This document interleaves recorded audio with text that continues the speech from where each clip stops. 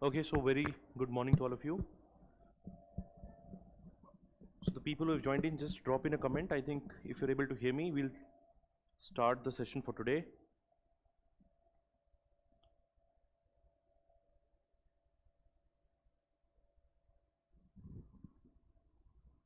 Okay, good morning. Right. So I hope the people who would have seen the orientation lecture. In orientation lecture, our idea is that how to have a basic understanding of the questions that are being asked. Okay. So that is what I try to do. In case somebody is watching for the very first time, there is already a lecture. ठीक है? तो voice is low. एक बार आप check करना, just see. नहीं, I think just बाकी लोग एक बार बता दो if the voice, how is that? देखना एक बार आप. Okay, so Aparajita, Nimal, Ayushi, Akansha, Shubham, Swati, all of you. ठीक है, we'll be active throughout the session. Now, I had almost introduced political theory to you. So today our objective is we'll do political theory and we'll also do theories of state. Now my idea is that I would at least be doing liberal theory of state, Marxist theory of state, the pluralist theory of state, and also the post-colonial theory of state. I would try for a feminist theory of state, but in case I'm not able to do so today, we'll do it in the next one. Okay? Now, a couple of things I just wanted to point out. Some queries are there with respect to how to join the channel, etc. The link, if you are subscribed to the course, this is where you'll see this part. Click here to join the private Telegram channel. If you click, then you'll be able to access it. Second query is with respect to the schedule, okay, and further updates. जैसे कि अब से in the previous lectures, whatever things I said, okay, that which videos you can see, etc. I'll be sharing it here, the PDFs, etc. of the class. So after the class ends, all the updates you will find here, one by one. So when the class is, all the updates and schedules. So because one of the doubt is this, so this is how you can access it. Second thing is with respect to schedule. So as of now, we have 3 classes a week, okay. Some of the students again are apprehensive about when the result is going to come out. So thoda sa wo bhi consideration hai. So first we will focus on this, and uske baad if there is a change in the frequency or the timing of the classes, you will be notified via this channel only. If you still have a doubt, if you want to reach out, this is the number that I have shared, on which you can directly reach out to me, 93191 78775. Okay, so that is what you have to just be aware about. Now, let's start with political theory, the very first topic for us today. This PYQ also we had seen, and PYQ mapping we had seen. Now let us go one by one. अगर हम PYQ को map करते हैं, if we are able to sort these topics, what is the nature of political theory? Number one, there is a normative versus empirical debate. These are the most repetitive themes that have been asked in this particular topic. In political theory and again in subsequent topics, our job is to do the questions that have been coming, number one, okay, and to do it in a very structured manner. So I will start this one by one. In fact, this is the most repeated part of this whole topic. Year after year, even 2024, you have seen a direct question on the behavioral approach, and you are expected to write either in 10 marks, 15 marks, 20 marks, and especially for the topic of political theory, one major challenge is, अगर quote based question आता है, ठीक है, let's say Dante or let's say Dante Germino, or let's say Leo Strauss or Plumnarts, anybody, how to decipher it and how to write it. So in the initial part, when we understand what political theory is and what is the nature of political theory, then we'll also be able to write what exactly some of the complicated statements actually mean. One of them, for example, we also just briefly touched upon in the previous class.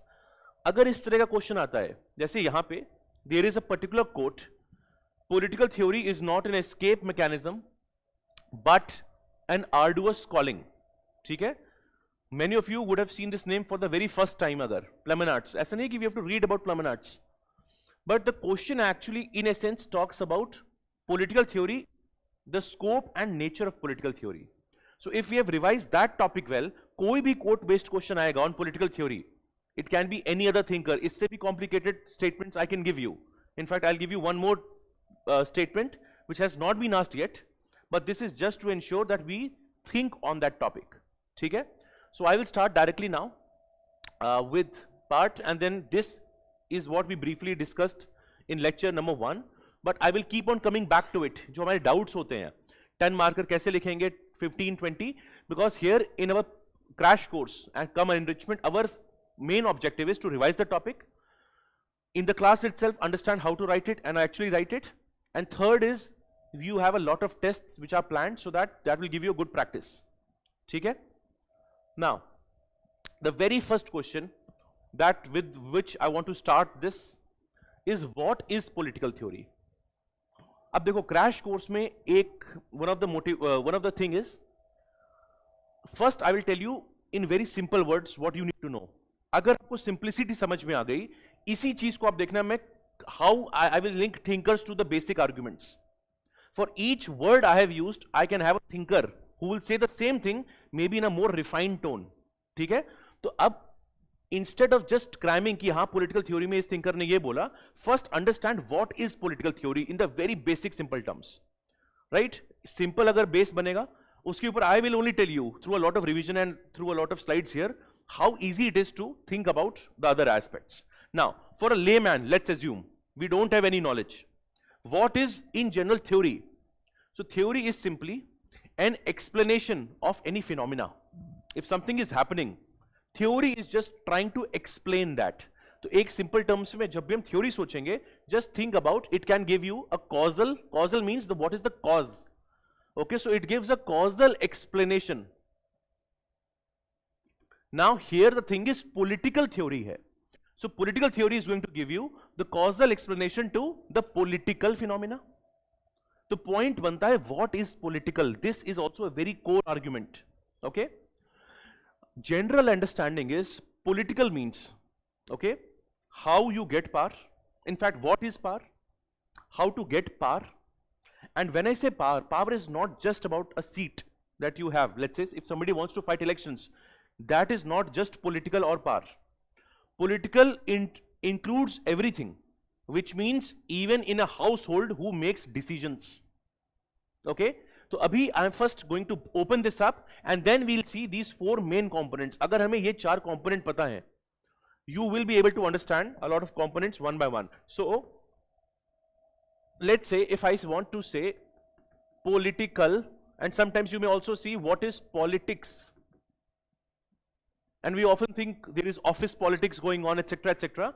So political, ultimately, just easiest way to remember it is think about resource allocation, and I can even say resource distribution. Now when I say it is about resource distribution, who will at least ensure this? It means they will, let's say if there is there are citizens, people, and if there is a state, there is a difference in the power, yes or no? इस साल का भी अगर आप CSAT वाला again, if I go back to the statement, powerless people and all powerful state. If the distribution has to happen, so here one aspect is this, but then second is how the power is being, and I can say shared, okay, operated, etc.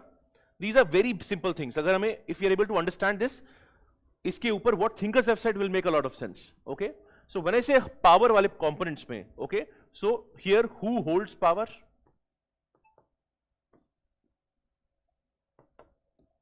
And how they hold it,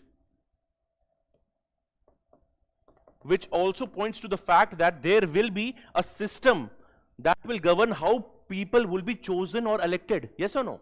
So in case of democracy, if you have periodic elections, even that would determine for how long will somebody hold power and to which extent.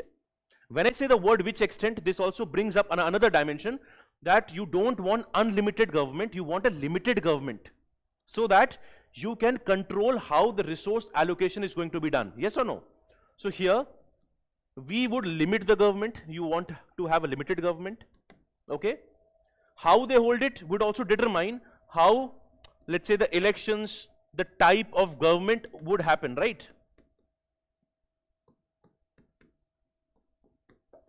तो again, political will include then everything. It can happen in the household, I told you. It can happen in corporate affairs. Of course, it will happen in public affairs. So when I say it happens in public affairs, the public affairs may directly in your mind you think about government. But also keep in mind, let's say for people like Aristotle, public affairs or participation in public affairs is the highest human virtue, which is what he calls as man as zoon politikon. Man is a social animal, right? So participation in public affairs would also determine what is politics. And then who participates in it. So if I exclude somebody, even that is politics. If I include somebody, that is also politics. The study of that, the theory of that, that is political theory. So since the historical times, this whole theory has been thought through by many thinkers. अब आते हैं वापस on the 4 pillars that are there. If we understand the pillars, in fact, बस एक slide से आपकी पूरा का पूरा टॉपिक खत्म हो जाएगा. And I'll explain you how. Political theory for many thinkers has been the study of state. Now there are thinkers you may have heard about, Garner, for example. For them, political science ends and begins or ends with state. Or even Gettel, almost a very similar statement, that the study of political theory is the study of state. But of course that is the state-centric view. For them, politics and political is everything about state. Yes or no? Of course you also know I can even add state and governments. You know, we know the difference between them. Yes? That the abstract form is the state, the concretized form is the government. So one aspect of, yes, political theory has to be the study of state, but please remember, this is not the only aspect. And there have been many thinkers who have revolved around the idea that the study of state is of paramount importance, which contributes to political theory. First thing. Second, study of the political man. And when I say political, सीधे वही अभी जो example अभी हमने देखा, that for Aristotle, for example, man is a social animal, he is a zoon politikon.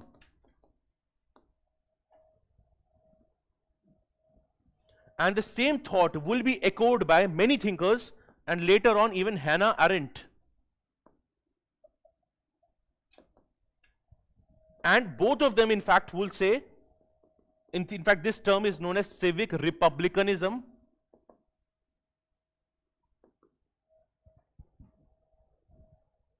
So this dimension tells you that it is not just about the state, it is also about the people in the society. If you study about them, the study of political man is also contributing to what is study of political theory, right? अब study of political man as a dimension, हर एक dimension पे you can think of sub points, जैसे कि study of political man, okay? So for some, अब यहाँ पे you can even think that the people who have been again included, excluded, right? Up think of Aristotle. Aristotle talked about many people that, of course, for him, slavery had a functional perspective. It was in the virtue of slave to serve their master. So that is the political theory of that time. Of course, he is criticized for this. ठीक है? Similar examples है. If I say study of the political man, think about Plato. For him, man, he divided, we see a myth of metals. There are men of reason, which would ultimately can become a philosopher king. There are men of courage who will actually fight, almost in the guardian part. And then there are men of appetite. Okay? So for them, he does not include them that they cannot be rulers ever. उसके लिए guardian class अलग हो जाएगी. Yes or no? So this is also a study of political man. So in political theory, so now you will understand. So one, of course, you can talk about state, you can talk about governments. अभी मैंने example लिया Garner का. I can bring the same example of Aristotle, who studied extensively almost 158 constitutions. And then he said, what is the most practicable state? And he said, polity is the most practicable state. And he would go against his own master, Plato. Right? So when I say study of state and governments, you can keep on adding points and comparing it, but dimension हमारा main याद रखेंगे. Then study of associations and institutions. In fact, this will tell you initially most of the study of the state always assumed state to be the most important element. But later on many thinkers have come. Yahan pe I'm just writing a term pluralist. When we do pluralist, it will make more sense to you. There are pluralists who will simply say state cannot serve every end. Man has many different needs. Yes, state can serve many needs. State is of course a sovereign, but in the functional sense, let's say Lasky, MacIver, they have even criticized, okay, and have said that there are many institutions that can wield or hold power. So in that sense, there are thinkers who have analyzed that yes, this is also the study of associations and institutions. ठीक है, इसी पे I'll just show you table. I will even talked about Robert Dahl. Dahl में, if you remember, he gave about a concept of polyarchy, right? That there are different institutions that hold power, but he later on even corrected himself and said there is deformed polyarchy.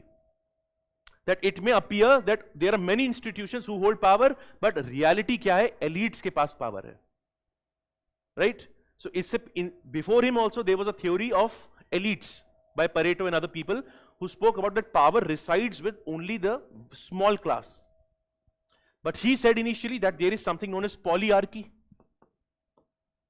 which supports this own study, that this is the study of associations and institutions, okay? And lastly, ye to something we all see and know, that political theory ultimately can be the study of past, present and future.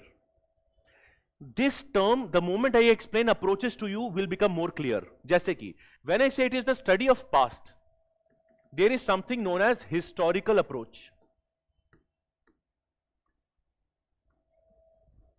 Right? Historical approach mein what is the idea? Even if I talk about Sabine, if I talk about Machiavelli, so they say whatever is happening now has its roots in history.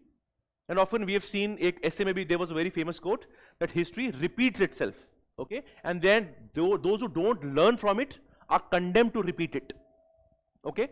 So here past mein again there are many approaches, there are many thinkers who have talked about how history or historical analysis is the only way to understand political science. और जब भी मैं only बोलूंगा यहाँ पे या prelims के paper में only में generally it is wrong, right? तो यहाँ पे भी the moment you say only, there will be other people like Karl Popper who will say, nahi bhai, this is a bias, this is wrong.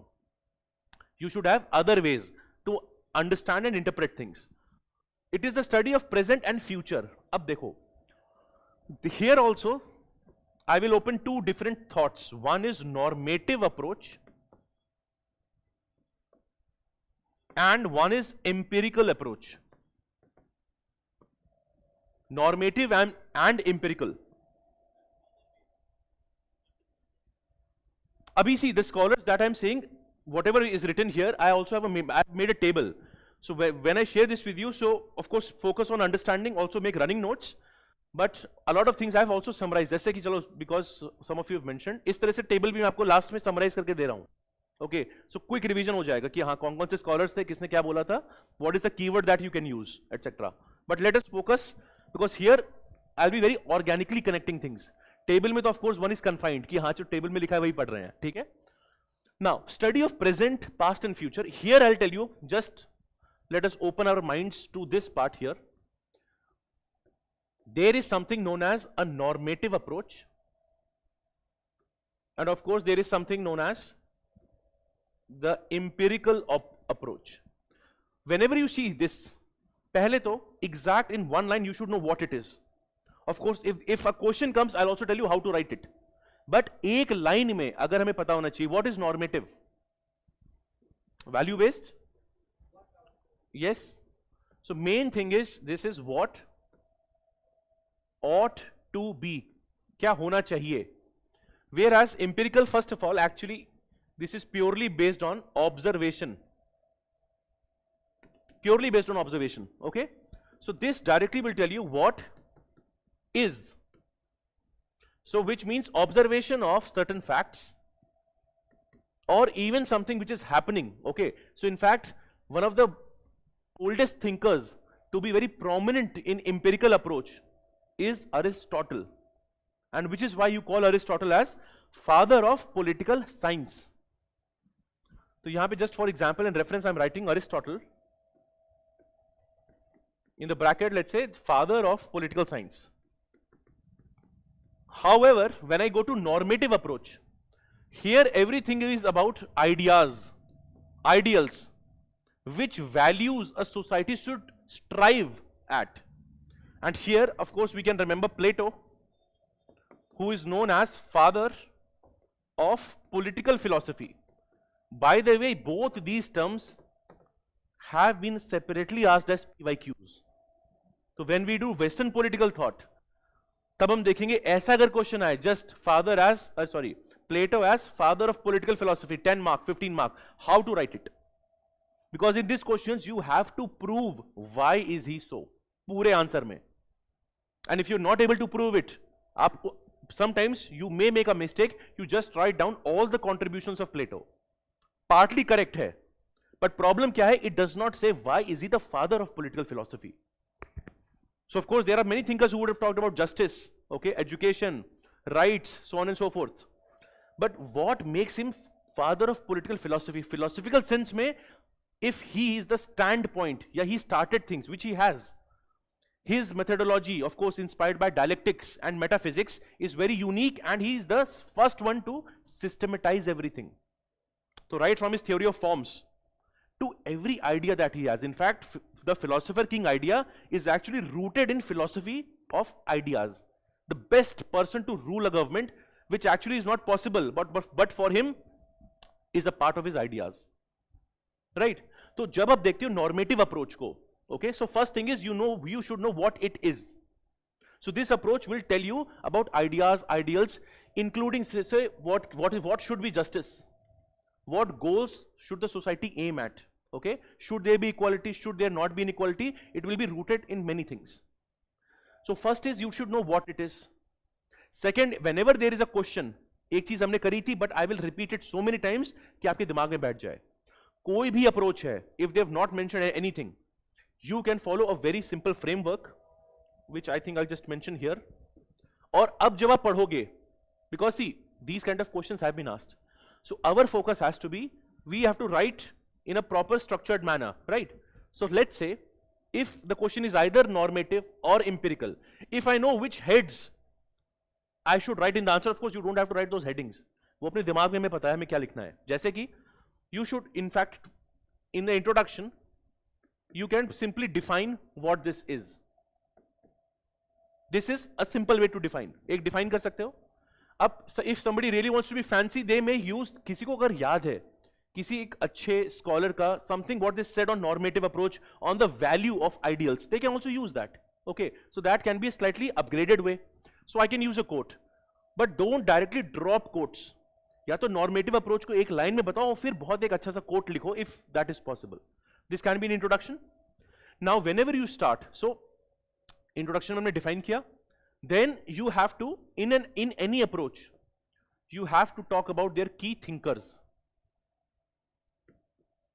and you can even go chronologically. मतलब आपने कोई ancient times में ले लिया, medieval या modern times में बताया कि these have been the prominent thinkers associated with this approach. If we remember their ideas, we can just drop the ideas, mention the ideas. If we remember any of the books, SNEA, if you write 3 thinkers, you have to write book of every thinker. And at a point of time, this becomes very much difficult to remember. There are so many thinkers तो याद नहीं हो रहे, उनकी books भी कितनी याद करोगे, है ना? तो इसमें there will be some thinkers जैसे Rawls. अब उसकी theory of justice 1971 इतनी बार सुनोगे, पढ़ोगे, मैं बोलूँगा आपको याद हो जाएगा, ठीक है? So one is you'll write key thinkers, but main thing is normative approach में सिर्फ thinkers नहीं लिखना है. What is overall the core arguments में लिख रहा हूँ, and you can think about this as what is the main component of a normative approach, what it actually has and contains, that we'll write, okay? And of course अगर मैं significance बोलूं, you can write the significance, that how it helped. But even if the question is on significance, you have to write that we have seen so many times, the criticism. Every approach, every thinker has been criticized. it goes without saying the criticism has to be there. अब आप सोचोगे sir क्या significance के बाद लिखेंगे या पहले लिखेंगे? If a question is normally critically analyzed, the best paragraph to have criticism is the penultimate, second last paragraph is overall conclusion. वहां पे आप significance भी लिख सकते हो. जैसे कि if you get a 20 marker, you can have the argument, you can have the significance, mention the criticism, and just simply conclude. अब conclusion में what we generally do is overall contemporary relevance. आज के समय में या overall what it influenced, which thinkers it has it influenced, which new theories have come because of this. ठीक है? And here of course अगर आपके पास significance, if you want to again include here, then write all the core arguments, have a criticism and then conclude. तो इसमें of course it depends on if it's a 10 marker या 20 marker में तो आप almost सारे points hit कर लोगे, you will be able to fill all these points. So that is how you can go through. So now when you read any approach, which is why I am sharing this with you, we have to, जो भी हम information पढ़ेंगे, it has to sift through these points, right? So even if you are reading any long test, आपके पास अपने notes पढ़े हैं, ठीक है? अब notes में बहुत चीजें आपके पास लिखी होंगी. Some points have been elaborated a lot, but you know you cannot write that in 150 or 200 words, 250 words. So then you have to apply this. चीजें cover हो जाएं, and it gives you a very good understanding. And in fact, if you even read IGNOU material or some of the NCRTs, आप अपनी class 11th की NCRT पढ़ना, that one political theory one, okay, which is philosophical in nature. They've almost written it in the same part. If they write about justice, if they have to write about key thinkers की बात करेंगे, ideas, criticisms, and they'll conclude it. So this is again not rocket science, and this also gives a overall good holistic coverage. ठीक है? So I was talking about empirical approach. Abhi just after a few moments I'll again come back to this. So I hope we are sorted on these fronts. So again recapping, study of political theory has 4 components: study of the state, okay, study of the political man, study of associations and institutions, and study of past and future, okay. This is one way to present it. Now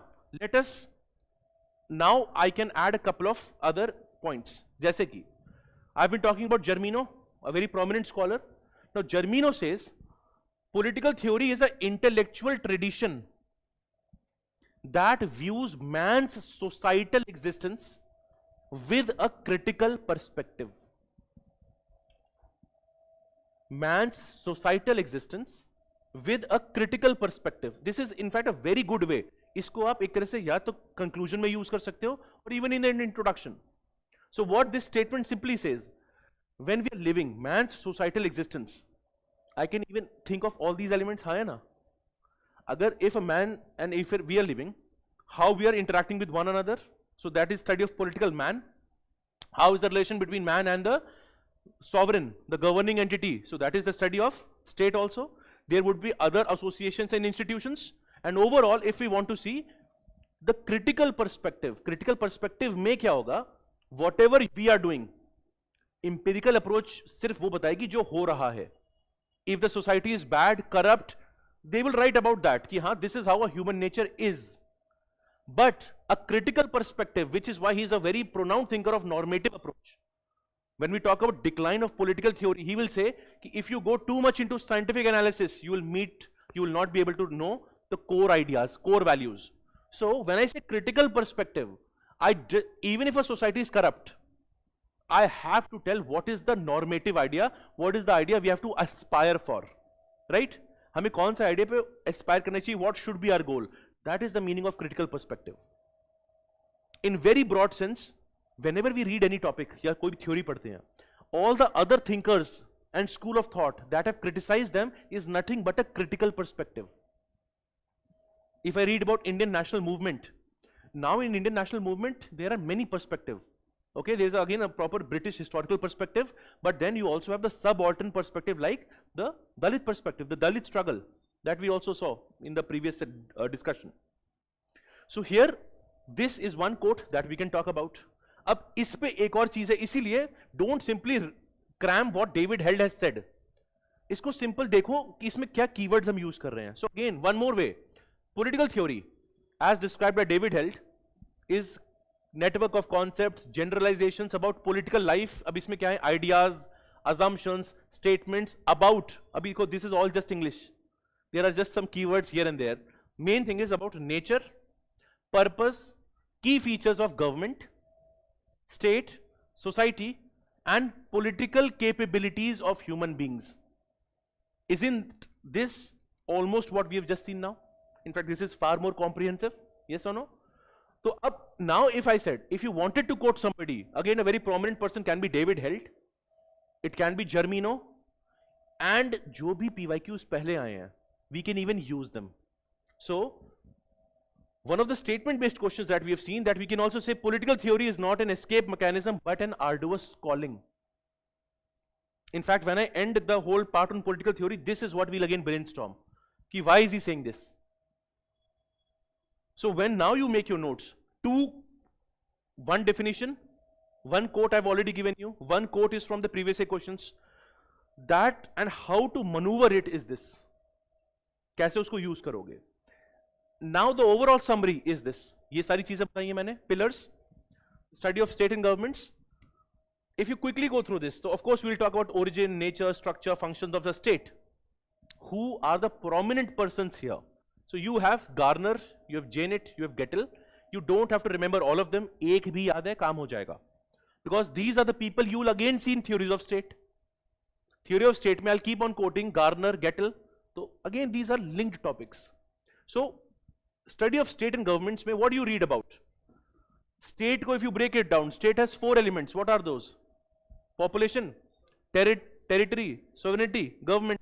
वही सारे keywords, state, sovereignty, government, constitution, citizenship, etc. So अब when you are stuck, जैसे इस साल ये question आया था, that is what I ended my class with, the first class, that what is political? So if you have a very broad interpretation, that is also what we discussed. You have to talk about these keywords and what exactly is political theory, and then you can even drop proper points. That even the term political tries to talk about assumptions around and statements around nature, purpose of state, yes or no, of governments, of how the man lives. And here please again I am making a point, इसको समझ लो अपनी भाषा में, and you can use the name, you don't have to exactly cram this exact line. ठीक है? If you understand the core essence, you know what the person has said, you can even paraphrase and then write it. The more you cram, point है cram में दिक्कत क्या होती है, पूरी line है. अब line में the moment you forget is or the, तो पूरी line भूल जाओगे. Okay, so don't put so much of. But if there's a keyword which is important, जैसे for example, if I want to write about Karl Marx, I know I'll use theory of alienation. And in that, I'll simply explain what it is. If I remember a quote or a phrase, I'll use that. But a puri line, exact comma, two lines, if I remember, which is exactly what he said, it is very difficult on the mind. Okay? People online, are you able to follow till here? क्योंकि this is again, I know this is one topic, political theory पे जब quote based और ऐसे questions आते हैं बहुत मुश्किल होता है लिखना. But अगर आपने ऐसे समझाया, and if you know, you will be able to tackle even very difficult questions. मैं आपको अभी एक quote बताऊंगा. This was a question way back.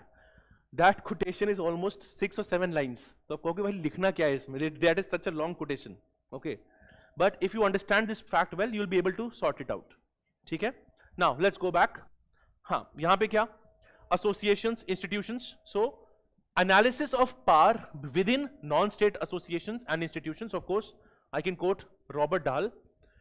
And the people who have yet revised it, all these things, other components will still be there. हम फिर से पढ़ेंगे उनको. ठीक है? Power में, the moment I said polyarchy, deformed polyarchy, we'll again talk about Robert Dahl. Pluralist theory of state, I will again talk about the person, right? So slowly and steadily, this will be imbibed in your mind. Next, study of the political man. So, man's relationship with society, the authority. Here you have Lasky. Again, I've said Lasky, we will read in at least 3 or 4 areas. Is Gandhi very similar to Lasky in any approach?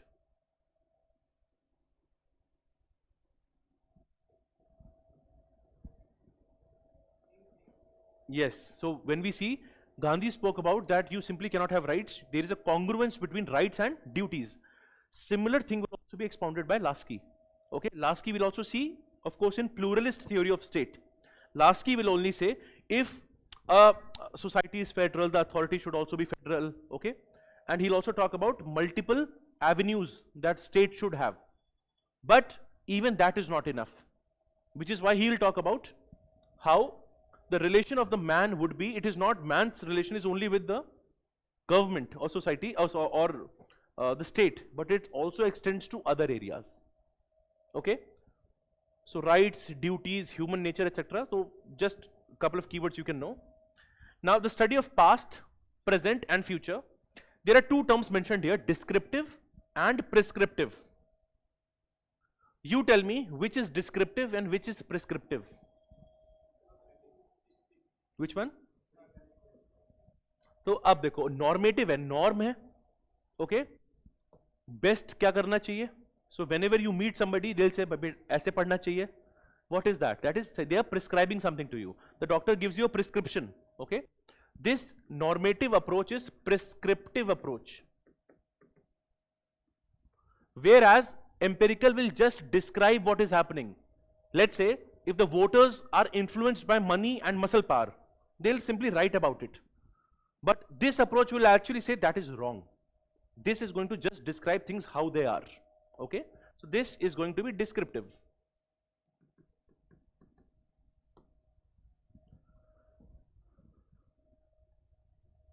Okay, all the names that are mentioned here, we'll see them in many other areas also. Sabine is very prominent thinker who has, of course, he's a traditionalist, and he again employs the historical method of understanding. So he'll do a lot of historical analysis. Sabine. Again, you have Plato. Plato bhi, you know, Plato is descriptive or prescriptive? Prescriptive. He'll prescribe. Again, idealist thinker hai, father of political philosophy. Yes or no? Karl Marx. Karl Marx is actually, while Karl Marx will have a historical analysis, but he has historical materialism, dialectical materialism, that ideas and matter are at conflict.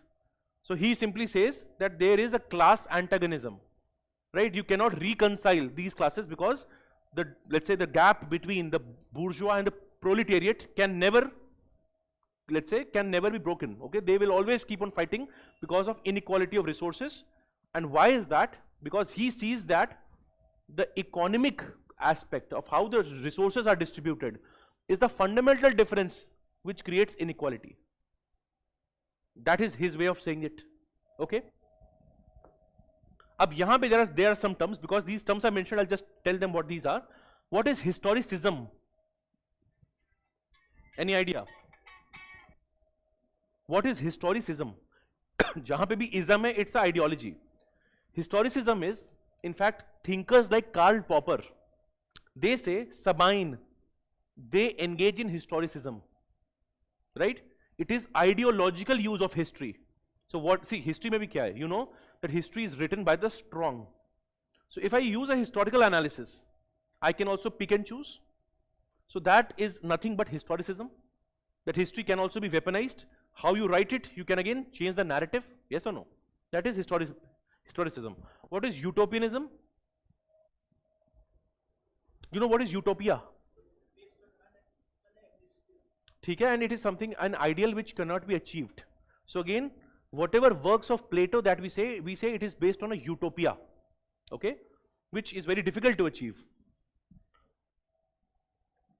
And then again, there was a term known as dystopia, made popular by in the works of George Orwell. 1984 एक book है famous. ठीक है, अभी not necessary, not now. Normative we already know. Last term is teleology. Any idea what is teleology? And any thinker? नहीं, और कुछ? See, teleology simply means purpose. Okay? So this term we'll use with Aristotle. Keyword ये use करेंगे. So Aristotle says it is the purpose or it is the destiny of man to be under a state. So he gives a teleological perspective. When we do Aristotle, I'll tell you things like state is prior to man. Okay, so वहाँ पे ये term आएगा. So where my point is why I've mentioned some of the keywords here. Normal आप answer लिख सकते हो, बाकी सब आप यूज करो. But some of the keywords that if you think are good enough, जैसे यहाँ पे these are some good keywords. For that thinker, try to have them in that answer. That would help. ठीक है? I hope this is clear अभी तक. Now can you think what is political? Political theory समझे? Same points if you keep on opening up. The same thing is political. So remember those 4 points. You can even add on it. You also have the base of thinkers to talk about. Now, how has this? अब कह रहा study of past, present and future and study of political man. आप same question को you can even make it further if you also add the current ideologies also. So when I say study of political man, okay, in fact, if I talk about, let's say, the feminist point of view of, okay, they actually will say, there's a statement that when I look at the state, it appears male to me, right? That state as an institution also supports patriarchy. So the study of political for feminist would mean that it has been an exclusionary perspective. They have been excluded from most of the important functions. Yes or no? So aap, if you know the ideologies, isme you can keep on adding new insights. Study of the political, if I think from post-modern perspective. So post-modern perspective simply says that there is no absolute truth. All these are narratives, these are discourses. Why should I believe that the claim of enlightenment or scientific thinkers to be true? उनको कैसे पता? So again, अगर इस तरह का question अब आएगा, which is again I'll repeat the question and again show it to you. You have to first of all know the basics, and you have to keep on expanding it. So now let us see the question that had come. Elucidate the meanings inherent in the term political with appropriate illustrations. This question was a 20 marker this year, 2-0. And if we have not known what political theory is, अगर हमने random 2-3 जगह कुछ quotes या statements पढ़े, आप लिख ही नहीं पाओगे इस question को. That you have to tell the meanings which are inherent. And again, my point is, whatever I've told you, you can even go one step beyond. That is not again the final part. The political part में what meanings are there? So again, man versus women divide जैसे from the feminist perspective, that is a new addition to this that you can talk about. So here in these questions, don't only think कि political में, we think from political theory angle. If you've done ideologies, if you've done Western political thought, everything can be a part of it. That the whole notion of political and the whole discourse, how has it evolved, all those are inherent meanings only. Initially it was very state-centric, yes or no? And then how it has evolved, how non-state actors are coming into the picture. This is how you'll write this answer. अब आ रहा है समझ में थोड़ा सा किस तरह से लिखेंगे, ठीक है? I think a couple of students have also shared the answer. इस क्वेश्चन को आप लिखो. Today, by today and or tomorrow, I'll share my model answer with you, ठीक है? तो just उस पे देखना, how are you reflecting on that? But this is again a very good question to get a very good picture of this entire topic. And this was a highly analytical question of this year, ठीक है? So that is one thing that we have seen so far. Political देखा हमने. Just quickly I'll go through this and then we move to the approaches part. अब देखो, there is a term known as political and politics. Normally you can use them interchangeably, but however if you want to know what is the difference between them, just simply think, this is the broader part. Political includes everything, right? Whereas the more let's say refined part is going to be politics. So nature, ideas, conditions, everything related to power, governance, public life is political. Okay? I've told you about power, I also told you distribution of goods, etc. Right? So governance hai, what is public life? Just keep in mind that yes, these are the things associated with political. Itne bhi keyword yaad honge, you will be able to weave your answers around it. Power padhoge, there is a whole topic on power. इसको पूरा expand कर सकते हो, yes or no? Same governance, what is governance? अब governance में भी what Plato has said, what Kautilya has said. Kautilya says that the happiness of the king, happiness of the king lies in the happiness of his subjects. Similar thing Plato has said. Plato has said there is no separation between a good life and a good political life. So Plato is one of the first thinkers to bring ethics and politics close together. But Machiavelli will say the opposite, bhai, ki politics is its own discipline. If somebody brings ethics into politics, he is simply a fool. He can never be a prince. Okay. So my point is, governance, public, in sare points mein political, the definition of political has changed across thinkers. That is something important for us to remember. Okay? Again, the people who are online, again, jo bhi aa rahe hain points. Yes, good point. Purpose hai. तो उसको यहाँ पे just try to brainstorm and be active, okay? Because in the exam you can expect some questions which are going to be slightly different. So if our mind is open, अगर हमें 2-3-4 keywords ही पता है कि हाँ politics में power होगा, governance है, उस पे you can weave the entire answer. When I say governance, even you can later on bring, let's say, Max Weber, okay, because Max Weber talk about how the bureaucracy should be, but later on even his concepts are being contested. So that is the beauty of this political and politics. Politics is activities. देखो ये ideas हैं. Ideas are broad, activities will be narrow. जैसे आपने सुना, Constitution tells you what are the ideals. Then you have acts and then you have rules. What is the most specific? Rules. Highly precise in nature. So from that sense, if I compare politics and political, this can be more precise. But अगर अलग से politics देखोगे, without a reference to political, then even it will mean the same thing. But this is just for distinction to our mind. So what relates to power? What is authority? If you combine power and authority, what that becomes? Legitimacy. And if there is not enough authority with power, you would have a legitimation crisis. People may revolt. There can be a military coup, right? So these are some things. State hai, governance hai, and here what people will do to gain power, etc., etc. So main thing is, this is more practical, more operational. Isko just we'll remember for our understanding. So what it is there, political is the philosophical normative elements of power, but politics is a lot of concrete practices and contests. So that is, in just one line we can summarize the entire point that we wanted to discuss. So what is political and what is politics?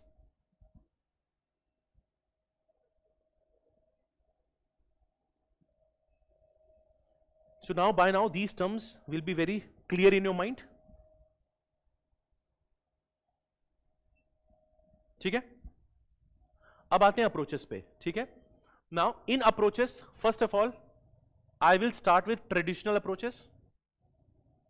In the framework that I've told you, that we'll try to know what these approaches are, who are the key exponents, what they said about it, and then there will be a criticism of the approach. Now, traditional approach mein, we will see the philosophical, which is again your normative approach. We will see historical, legal, institutional approach. In the previous class, I had also mentioned these exact same topics in far more detail are included in comparative politics. So abhi I'll give you a proper outline, but detailing part, because that is where these questions come often. Detailing or the nuanced arguments we'll do there. Here I'll be doing an outline on these topics first. Now, traditional approaches, when they had come, these are traditional approaches. There was in fact, they were not able to meet the demands. So let's say when World War II happened, around the World War, we saw the rise of fascism. Okay, we saw a lot of inhuman practices. So other scholars were thinkers, they were saying that the traditional approaches don't have an answer or don't have a proper explanation to what is happening around the world, right? And whatever they have prescribed in the previous parts, it is not very useful. It is not able to help me understand how humans behave. See, back-to-back world wars have happened, right? So as a social science, whatever you have prescribed, you say you have a prescriptive theory, but the issue is it is divorced from reality, right? In the words of David Easton, the traditional scholars, the philosophical and normative thinkers were feeding parasitically on century-old ideas. In very short terms, what this means? That these ideas are not relevant at this point of time. So this is the traditional approach. It faced a crisis. This crisis led to something known as the behavioral revolution. In the behavioral revolution, main thing to understand is the main focus was to make this scientific, you make it empirical, help better understand the human action, right? So a lot of election studies coincided during this time. I'm just giving you an overview. After that, we'll go into the details of this. So main focus was to revive the traditional discipline, okay, and to make sure that we are actually making it scientific. And in doing so, one of the very important persons, okay, so you have Charles Merriam, you have very important for us is David Easton, And then see, there is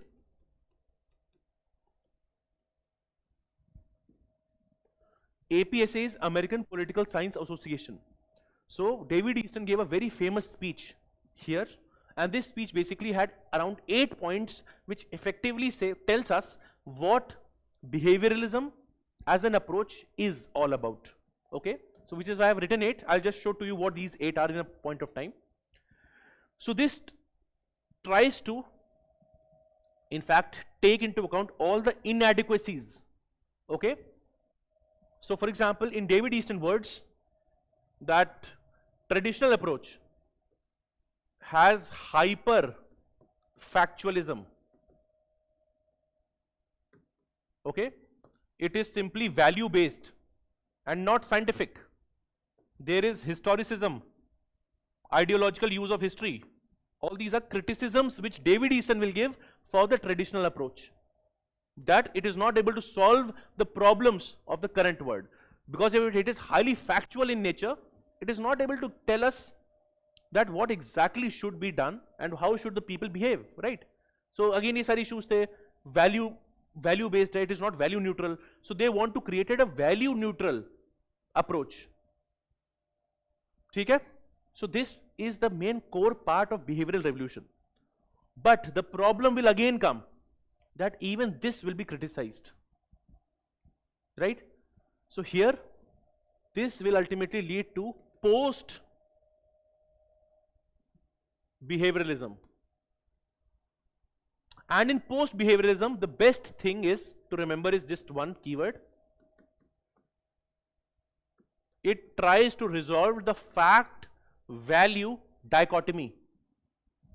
Issue क्या है? यहाँ पे values की बात है, यहाँ facts की बात है. It will try to resolve the fact value dichotomy, and it is here again that David Easton will almost in a sense correct himself. So earlier he said you want to make the theory scientific as possible, but now he will say that there are some scientists, political scientists, who are just simply only working on improving their theory. They are sitting in their ivory towers and perfecting these mindless techniques. Okay, so you will see here again Easton, and then there will be the rise of the normative thinkers. So यहाँ पे you will see the rise, I can say, or resurgence of political theory. That older, so यहाँ पे again we can talk about Leo Strauss, the works of even Germino spoke about a lot here, and finally let's say the Rawls theory of justice, 1971. All of this reinvigorated the interest in analysis of mixing both facts as well as science. So it is not that if you only go for scientific approach, that is the best. In fact, when you see, or when we read about Rawls theory, so Rawls theory also tries to bring some scientific elements into it. It is not entirely 100% normative, right? He will bring, of course, he will have a difference principle, original position, etc., etc. But all these thinkers, they will, and their theories will show resurgence of political theory. So जब भी ये keyword आएगा आपसे, one is decline of political theory. It is declined because of a lot of issues that it had faced. But there will also be a resurgence of political theory, which tells you that normative approach is never dead. The normative approach is also important, and how you're doing the analysis is important. So political science should not become pure science. It can at best be policy science. It can at best try to include and have harmony between the two elements. So in a very short gist, this is what I will now tell you in slightly more detail. यहाँ तक समझ आ रहा है हमें?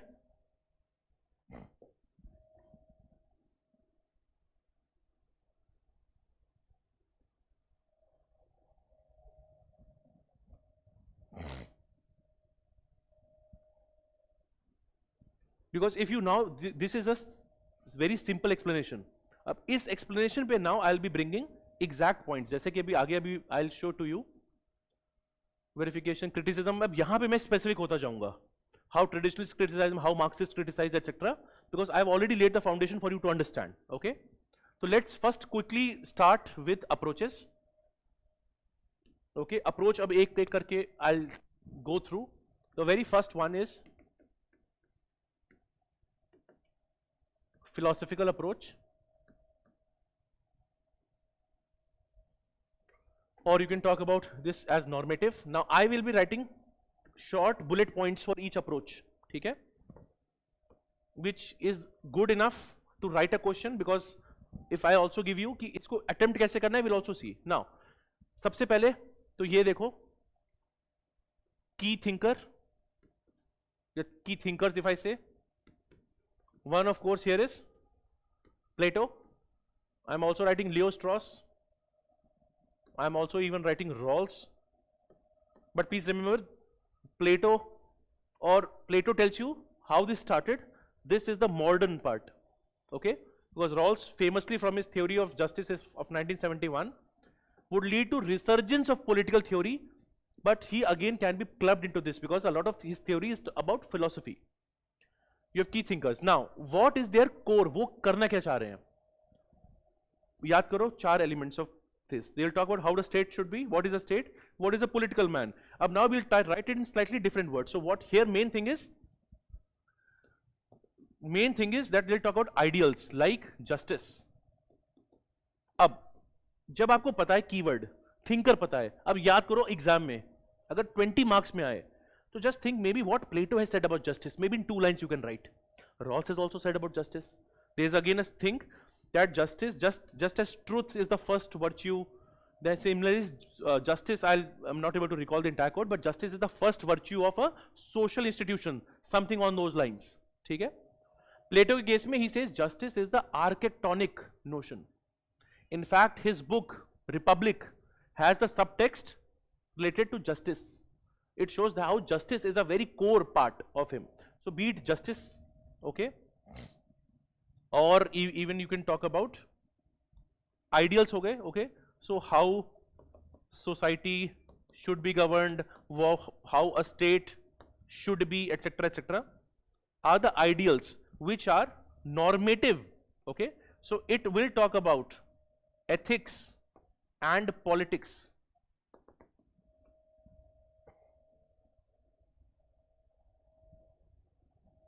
Intersection of ethics and politics. So if I just remember this point, I will again add that for Plato, for example, a good life and a good political life is inseparable. तो इसीलिए if you have made this point, so अगर आप इसी point को कैसे expand करोगे वो सीखो यहाँ पे. That short note से पूरा आंसर कैसे लिखेंगे हम. Okay, otherwise अगर हर जगह हर चीज के full point लिखोगे, then you will have to remember it. In whatever short points are there, and you can even tweak with the order. I'm doing it right in front of you just to show these answers can be very organic. ठीक है? अभी तक if there is a doubt, चलो ठीक है, no doubt so far, okay. It will talk about all these ideals. अब इसमें you can even add how the society is governed, resources are distributed, etc.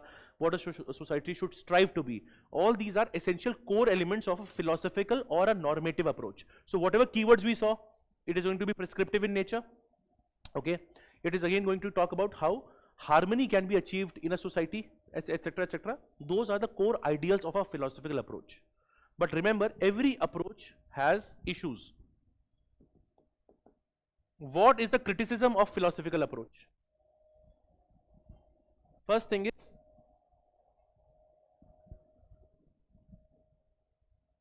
one second.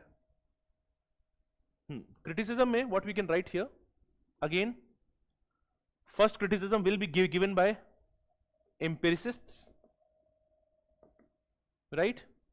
अब यहाँ पे आप सोचो, you can even give example of Aristotle who criticizes Plato. This is a specific argument. For example, Aristotle will simply say that the state of Plato or the philosopher king of Plato is not practical in nature.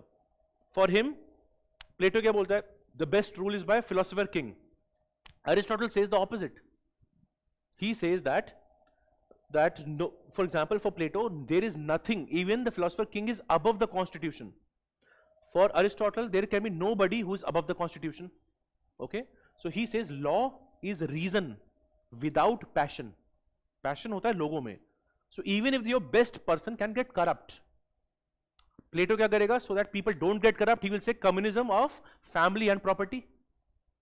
So this is just, I'm telling you what you can talk about. So empiricists actually criticized the normative approach for not being practical, for being divorced from reality. All these points I can talk about. Okay. Criticism again, for example, Karl Marx, who is a materialist. These people are idealists. Okay. So for Karl Marx, you can write and you can keep on using his keywords, that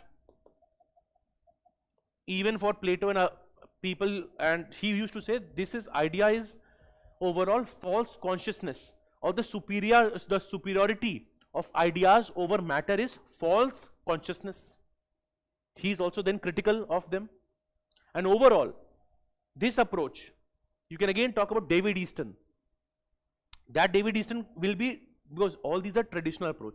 Whatever issues he has pointed out overall can be used for all the approaches. So last में अगर कुछ और नहीं याद आ रहा है, तो again overall how David Easton is critical of normative approaches, or bracket में you can write about traditional approaches, right? That these are value based, these are not neutral, they are not scientific in their approach and temperament, and these approaches are not able to give you the explanation of the decline of political theory. How is it not able to tell you that why fascism rise was happening in 1940s, etc. So even David Easton can be mentioned here. I'm just writing David for this part. But I hope you are able to understand the criticism of an approach. Why is the approach being criticized? Okay. Second, let's think about historical approach.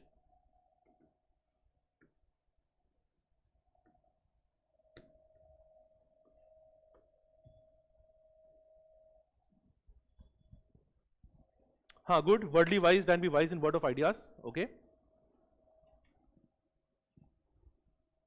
अब इसमें there are couple of lines जो मैं आपको अलग से बोल रहा हूँ लिखने को, that you can write.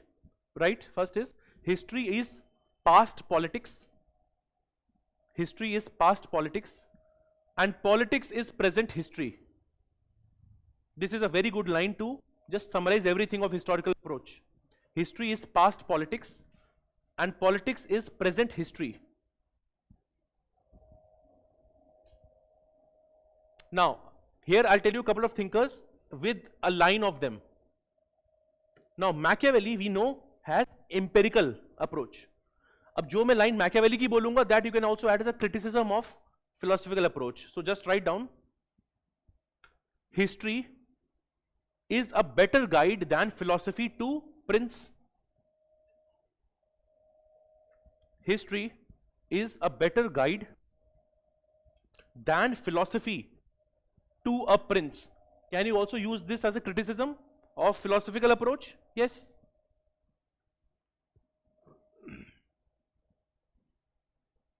Another thing which I think in the previous class and this class I've already spoken about. Also then write Lasky. बहुत prominent quote है. We'll see this many a times. Every thinker is a child of his times. Every thinker is a child of his times. And no idea is ever intelligible. No idea is ever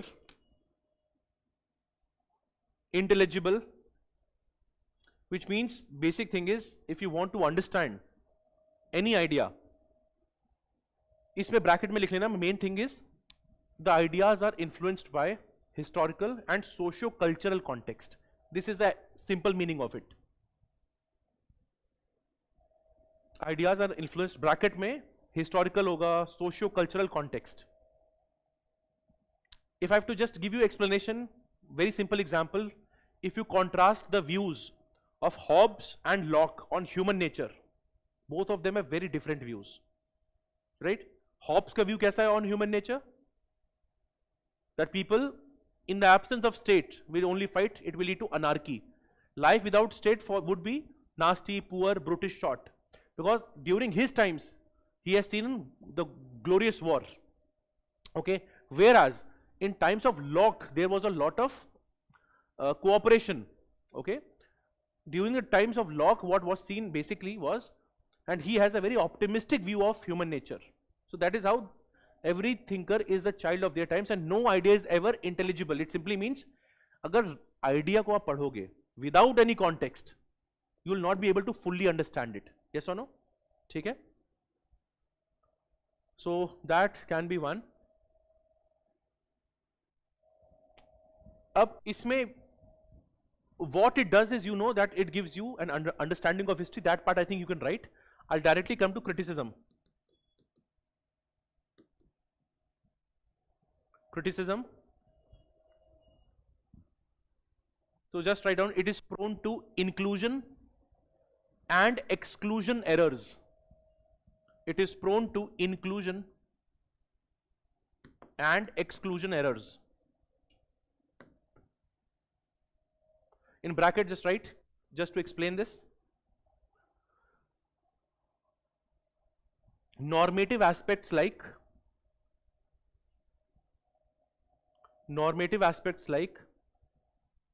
Plato's philosopher king,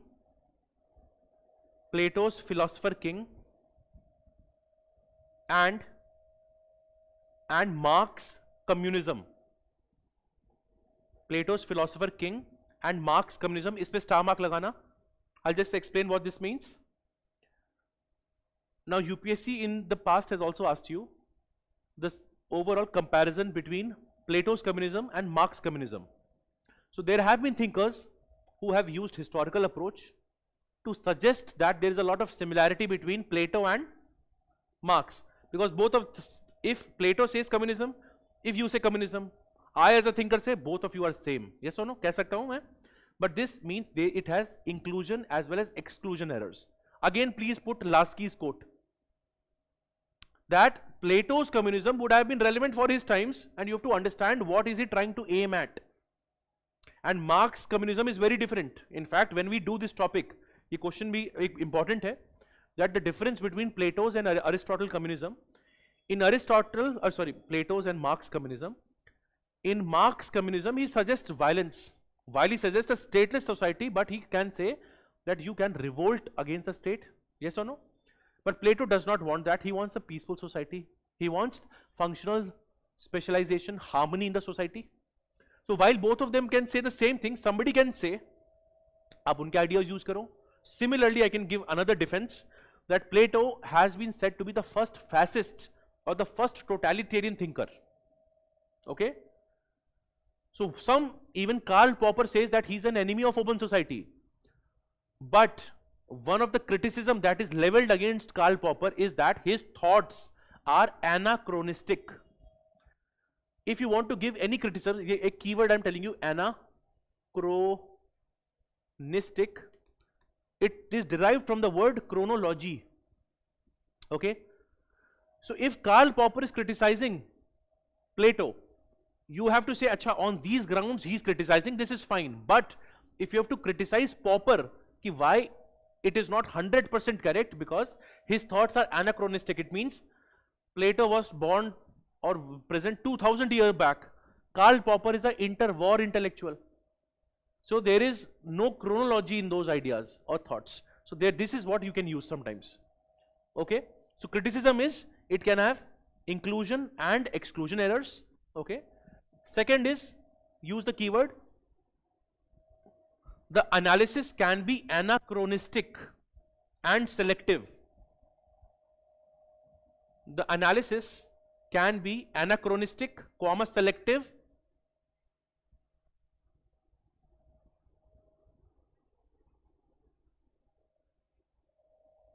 Okay? And third point you can write, overall, criticism is historicism, bracket में ideological use of history. This is again nothing but selective interpretation of history. So this is how you can criticize all the prominent thinkers of historical approach.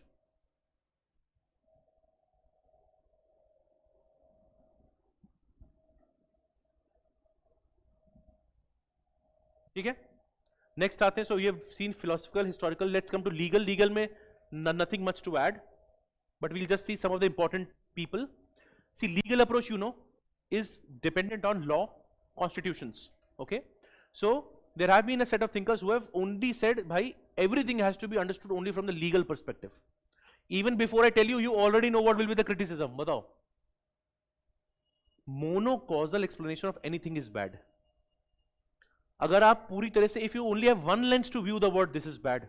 Which is why if Marx only has an economic dimension in his analysis, even that is bad. I mean, by bad I mean it is not comprehensive. Yes or no? So इसमें just write down a couple of thinkers' name. Legal approach में, of course, some of them you already know. A.V. Dicey. Think of rule of law. A.V. Dicey. Ivor Jennings.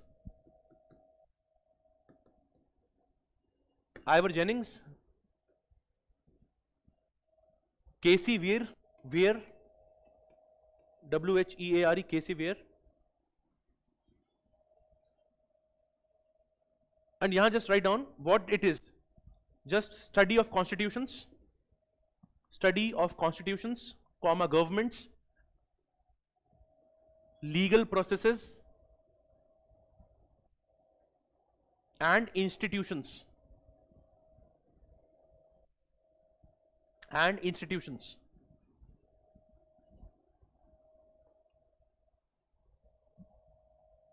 Here again, I'll just tell you one quote if you want to write. V.V. Dyke, D-Y-K-E. V.V. Dyke. अगर ये नाम नहीं याद है तो what he's saying can also be written. You can write, procedure and substance of politics is controlled by law. Procedure and substance of politics is controlled by law. Procedure and substance of politics is controlled by law. Then come to its criticism, which is what we just saw. Just write one line. It is not the text. It is not the text. In the text you can, in the bracket, write down law / constitution. It is not the text, bracket में the constitution or the law, but the context. So in bracket you can write down political / politics. The context is also necessary. So it's not just the text, but the context is also necessary. And second is a general argument. ये आप हर criticism में use कर सकते हो, that it aims to have a, just write down, monocausal explanation. And this monocausal explanation you can even use as a criticism of Marxism, yes or no?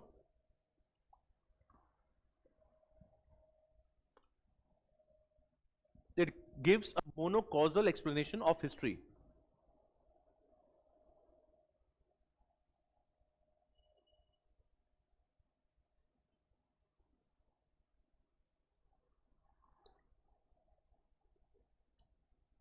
Okay.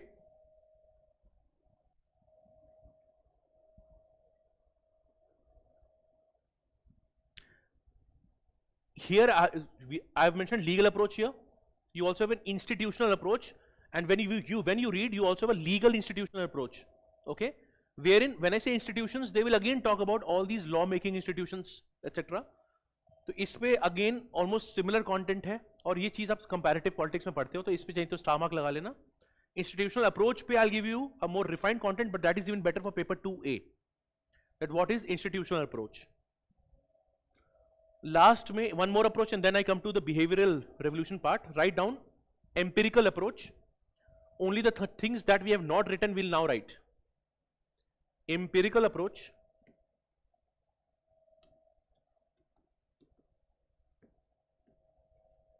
पहले तो thinkers write down, in case you have not written down. One is Aristotle. You can write Machiavelli. And of course you can say, sir, Machiavelli हमने historical में लिखा है, इसमें भी लिखा है, तो yes, that is fine. Aristotle, Machiavelli, Hobbes.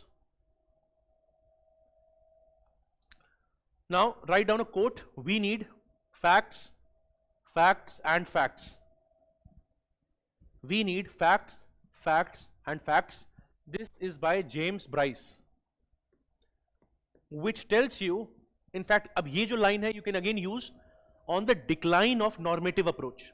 That the normative approach is not able to tell you what exactly is happening. You are just living in a world view, idealistic view, etc. So you need facts, facts and facts.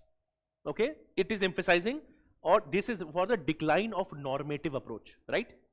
Next up, next line एक और you can add. This approach has a refined analysis of observable facts, refined analysis of observable facts in a systematic manner,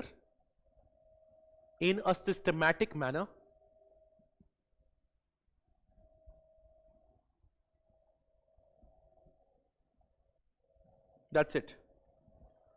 Now जो आपने लिखा ना observable facts, systematic manner, ये same चीजें when you read Aristotle, and when I tell you that his classification of 158 constitutions, extensive reading, वहाँ पे भी same चीजें बोलेंगे, because he belongs to this empirical school of thought, which is why he would be the father of political science. Now you'll see a lot of similarities. Okay. Now the criticism that I'm going to tell you of this approach is going to be the criticism of behavioral approach. तो वो मैं वहीं पे बताऊंगा जब we'll talk about it. Till now are we clear? ठीक है.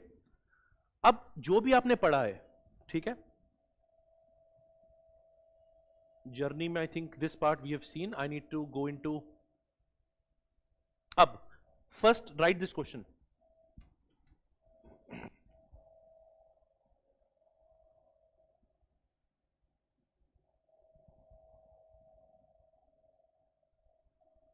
आई am giving you 7 minutes. इसको जितना भी अभी पढ़ा है, try to write. After that, we'll do a quick brainstorming. People online also. 7 छोड़ो, थोड़ा सा कम रखते हैं, 5 रखते हैं, because I'm not expecting you to write the entire answer. Think about the structure to this. Significance of normative approach to political theory. Significance लिखना है इसमें. Discuss the significance of normative approach to political theory. People online, just take some points. जब आप comment करोगे तो पूरा एक साथ लिखना. जब 3 or 4 points that you wanted to know or wanted to write, that you have to write, but take some time. पहले सोचो क्या पूछा गया है, सिग्निफिकेंस लिखोगे कैसे, क्या क्या होना चाहिए इस क्वेश्चन में. बाकी भी जो मेरे सामने है आपकी तो कॉपीज में देखूंगा ही आके, so don't worry.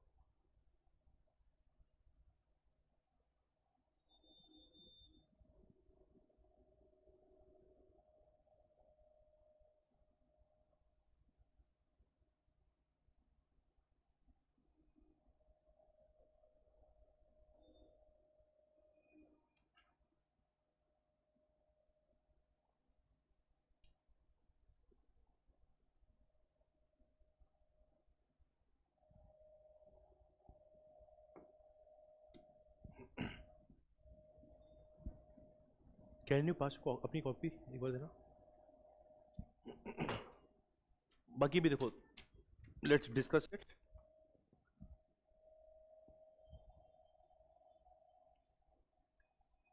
पॉइंट्स अच्छे हैं सारे, ठीक है। So if you were to write your answer, would you only write these points और would you expand also? Expand करोगे, ठीक है।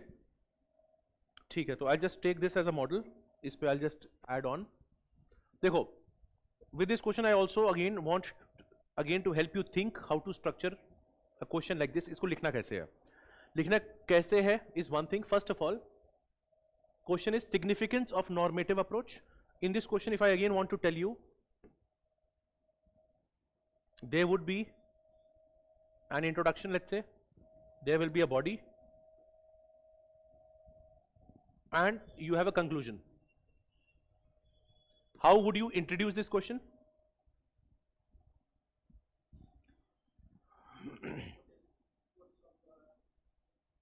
अब देखो, दो तीन तरीके हैं, तो which is again why how you can choose to write this question.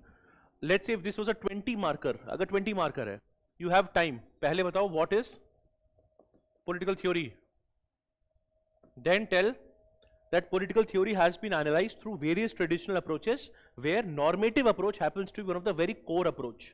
ठीक है, तो आपने इसको बता दिया, आपके पास टाइम है, you have time to write 1, 2, 3 lines on political theory and then come to approaches and then introduce the normative approach.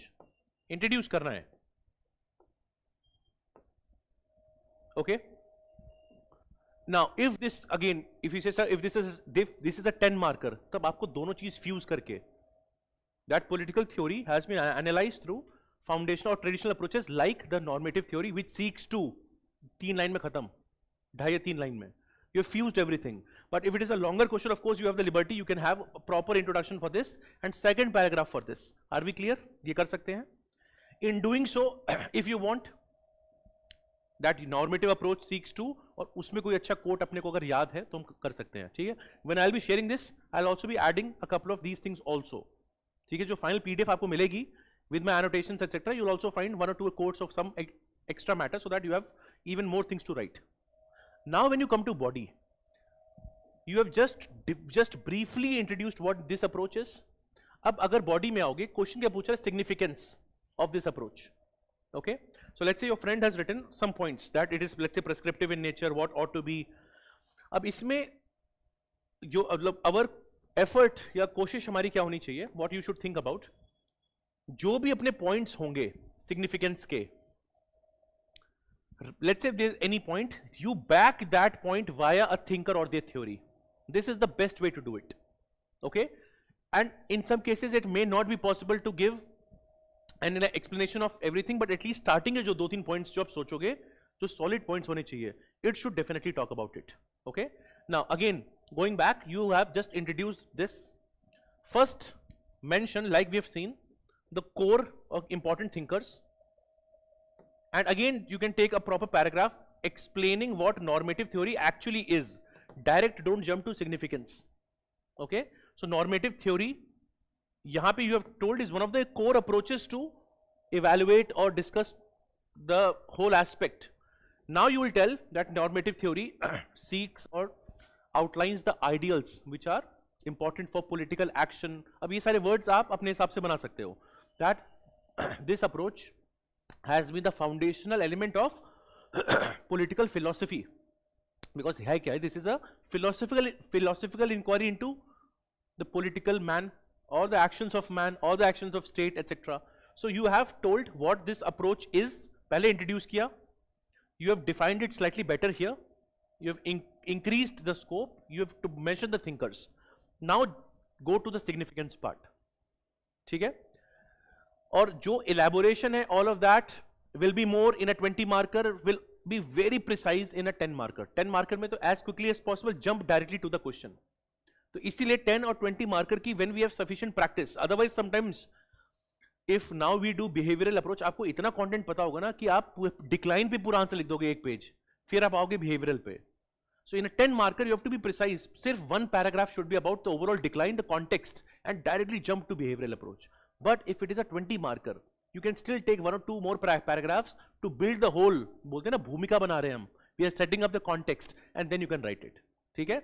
So this is the preciseness that you have to follow. Now if I come to significance, अब I will open each point. Whatever points let's say आपने लिखे, मैं उन्हीं points को खोलूंगा, but I will try to link it to some thinker or their theory. Okay? So for example, you mentioned it is prescriptive in nature. It prescribes. I can say this approach. अब देखो significance बताना है तो कोशिश करो, जैसे if you want to, this is actually आपने ना इसकी definition type की बताई है यहाँ. जब हम significance में जाए, let's say if you want to give an award to an actor, you will tell their most noted achievements. Yes or no?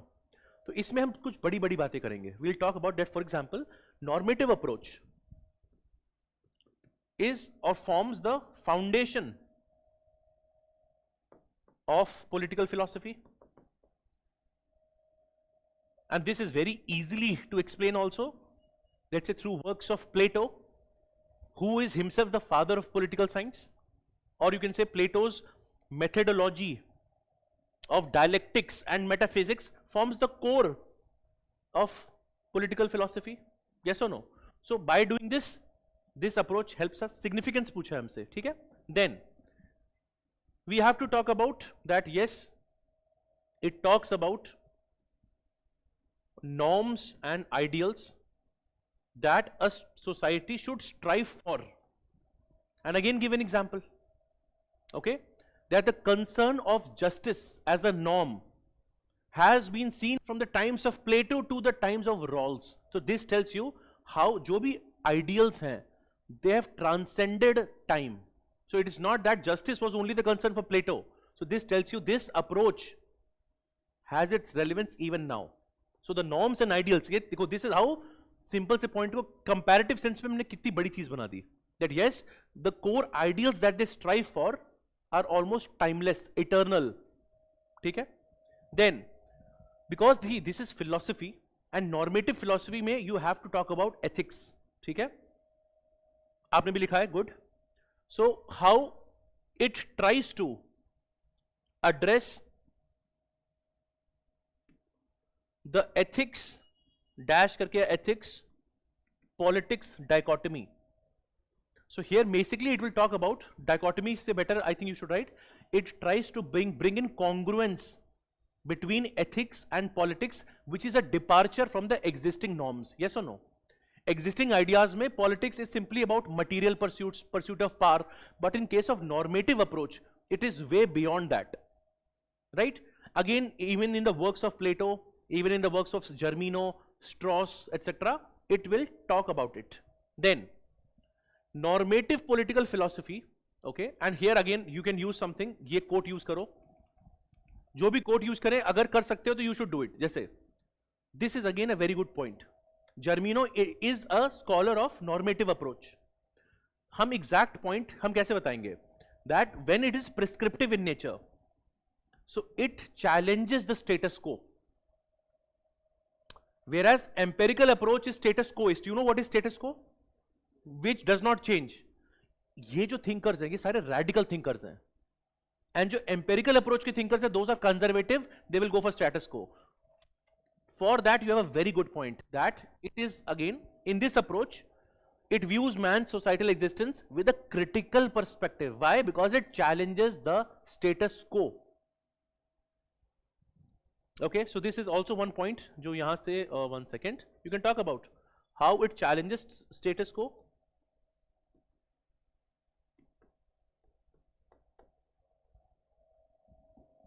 Almost हर एक point पे you, and this is how you should think. तो अगर finally, and this is again an exercise we'll keep on doing, किस तरह से जो points होंगे उसको आप expand करके चाहे 10 हो, 15 हो, 20 marker आप लिख पाओ.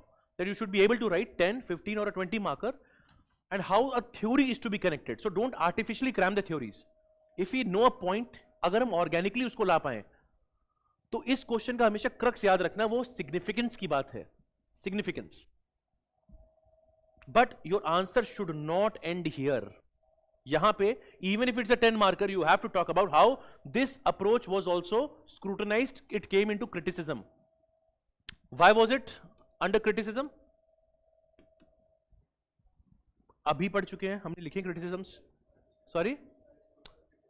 Aristotle से भी कर सकते हैं. Overall, you can talk about that. This approach was not able to explain the crisis of 1940s or during world wars. That is one of the criticisms. Second, according to, let's say, David Easton, the normative approach or the normative thinkers were rooted in century-old ideas and they were parasitically feeding from it.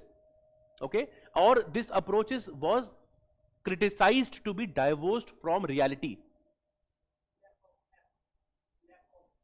Lack of facts and even lack of actionable things. But don't write too many because question broadly is on significance. 2 से 3 overall in one paragraph you can mention that. But my question is now, how would you conclude this question? कैसे conclude करोगे?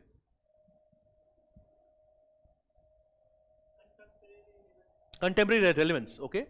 So then you can talk about. अच्छा, इसके लिए एक template बहुत simple है, बहुत जगह ऐसे लिखा जाता है आसानी से.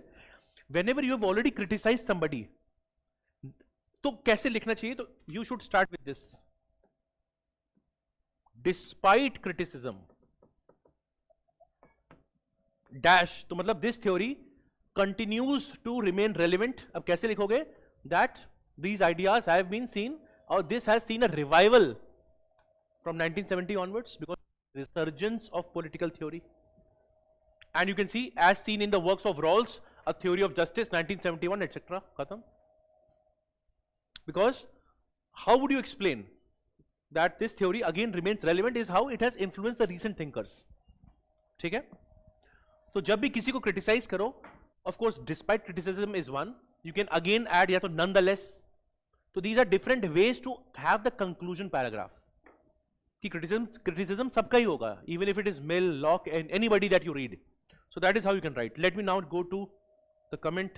1 second. Other people online जो भी हैं, अच्छा definition है, normative, prescriptive, ठीक है, okay.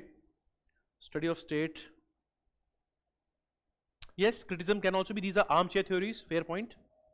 Not practicable, divorced from reality. Okay.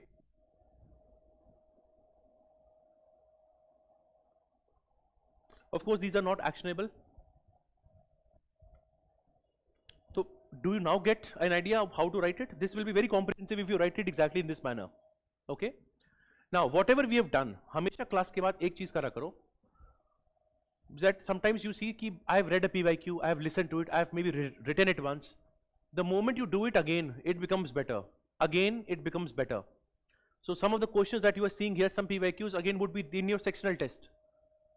So your clarity is when you write that to the best that you can. जितनी बार लिखोगे, this, all the people who are writing mains this year, yeah, if they have to write in the next year, the same question को अगर फिर से लिखोगे, you will also see आप दोनों बार अलग लिखोगे.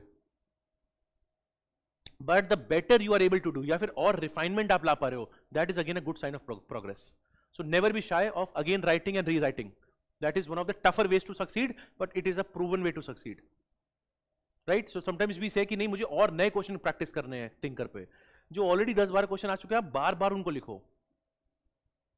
Because there is something known as precision and accuracy. Would I be able to again repeat my performance again and again? Maybe after 1 month, on the day of the exam, I would be able to do it if I've done it enough. Second thing, you will not be able to write every time 250 words. उसके लिए ऐसे practice करना शुरू करो. If you have small points, can you extrapolate on them? And this you will understand only via practice. जितनी बार practice करेंगे उसकी उतनी बार better होगा ये. ठीक है? Okay. Now let's talk about behavioralism. Okay. In very short terms, if I say, और उसके बाद of course we'll go into these parts. Now everybody knows what behaviorism will tell us, right? So I'll also tell you some specific points one by one. Basically what this is, it is scientific revolution in political study. The context you know, reaction I can say, or the dissatisfaction to the traditional normative theory. The normative theory was not able to solve the practical problems, which is what led to this. ठीक है? तो आप देखो दोनों में difference क्या है. Introduction में I am telling you what it aims to do in a very short sentence. It's a scientific revolution in political study, in political theory. It's a way to analyze how the system is going to be governed and how the people operate etcetera. Context क्या है? It is a reaction. जब भी इसकी बात हो behaviouralism, behavioural approach की, this context has to be mentioned. And you can even include the timelines that during this time of 1940s the idea also came in 1950s. So 50s 60s के time पे this was at its peak when I talk about behavioralism. Shubham, on this front, DPSC वाले पे I'll just share my insight. Okay, चलो, because this question has been asked. See, my approach generally is if a question is there specifically on 1A, okay, and chalo, I'll give you the context for the people who are saying. So again the question is, can I use DPSP as a conclusion in the contemporary relevance, okay, of the question on this? So my philosophy here is, it is better to stick to academic points that are already established. Best thing is to connect it to Rawls or Leo Strauss. वो आप इग्नू में पढ़ोगे, हर जगह पढ़ोगे, that is there. What you have tried to do is again something slightly creative, but generally I have seen paper 1A बहुत static है और बहुत book oriented रह रहा है. You have a scope of doing this in 1B. 1B में आप कर सकते हो कि जो थ्योरी है, जो एग्जाम्पल, उसको थ्योरी से उल्टा लिंक कर सकते हो, right? But here it may not add as much of value because already existing चीज है. If you write it, I will fetch more marks, as simple as that. This is my point. ठीक है, चलो let's come back to behavioural. Now what are the key features? अब ये तो 3 लिखे already, अभी हम देखेंगे ये सारे फीचर्स हैं, ढेर सारे फीचर्स हैं. Okay, all the 8 features that were outlined. So just one thing is empirical. We know what is empirical now. It is quantitative. It means the previous approach was qualitative. This is quantitative. You can quantify it. What can you quantify? You can quantify that facts. 67% people participated in elections. Okay, they voted. That is quantifiable, right? It is value free. पुरानी approach क्या है? Value laden. तो normative में अब जब लिखोगे इसी के ऑपोजिट वर्ड्स यूज करो. What is philosophical approach? It is normative, it is qualitative, it is value laden. तो अब यही कीवर्ड्स ऐड करोगे आंसर में अपने. That is how you have to train your mind to think. That the more keywords that you can put, same चीज है, पहले you understand in simple words, then add the relevant keyword in that place. Instead of randomly आप जो पूरी line line याद करते हो, that I don't think serves very much practical value. Okay, ठीक है. अब इसको समझने के लिए सेम चीज, इसके कॉन्ट्रीब्यूशंस भी देखते हैं, what it helped in, and same thing limitations. And when I tell you limitations, इसको तो I tell you from a proper viewpoint, how traditionalist criticize it, how Marxists criticize it, how important people like Karl Popper criticize it, वो भी देखते हैं. ठीक है. Okay, and of course conclusion is post behavioral corrective. So if you get a question like this, these are the elements I want you to write in your answer. Behavioralism, behavioral approach, a question होगा, try to address all these parts. Okay, although I know it is not कभी भी explicitly नहीं लिखा होगा, but if you address all these points, definitely you'll get good marks, because इससे ज़्यादा comprehensive क्या होगा फिर. ठीक है. Now a couple of just words I'll just go through. So again, if I want to be more specific, so this emerged 1950s 60s, revolution in political science, we know. अब देखो, seeking to replace normative institutional approaches with the keywords that we just saw, empirical, scientific, you can say data driven or value neutral approach. Same चीज में what I've just added, the historical part, compare किया. अब देखो इस statement को देखो, definition को, just see what this has, how is it better than the previous one. You have a historical root to it, it is comparative in nature and contextual in nature. Compare भी कर रहा है and context भी बता रहा है. Okay, and lastly it has keywords. So this is what you will do slowly and steadily, एक बार में नहीं होगा. Okay, so when you've said now, and with this I also want to open your mind that what ultimately should be there in your definitions. If you write something like this, और इसको याद भी नहीं करना है, अगर हमने approach पढ़ रखी है, organically you will be able to write something like this. I don't want to exactly copy this also, ऐसा सोचो. हाँ, मिलता जुलता ऐसा लिख सकते हैं हम, because we will know, इसमें हमें 8 कीवर्ड पता है, we only have to write 2 or 3 keywords here. Yes or no? That is first. Now this of course was rooted in positivism, जिसमें main चीज है, this is actually linked to this part, the study of observable behavior rather than abstract principles. So philosophical approach is abstract principles. Okay, this is the main thing that you can write. So this tells you that what this approach is all about. I hope yahan tak everybody is able to follow. This is again something easy to understand, but definitely if you write something like this, you will get overall good mark.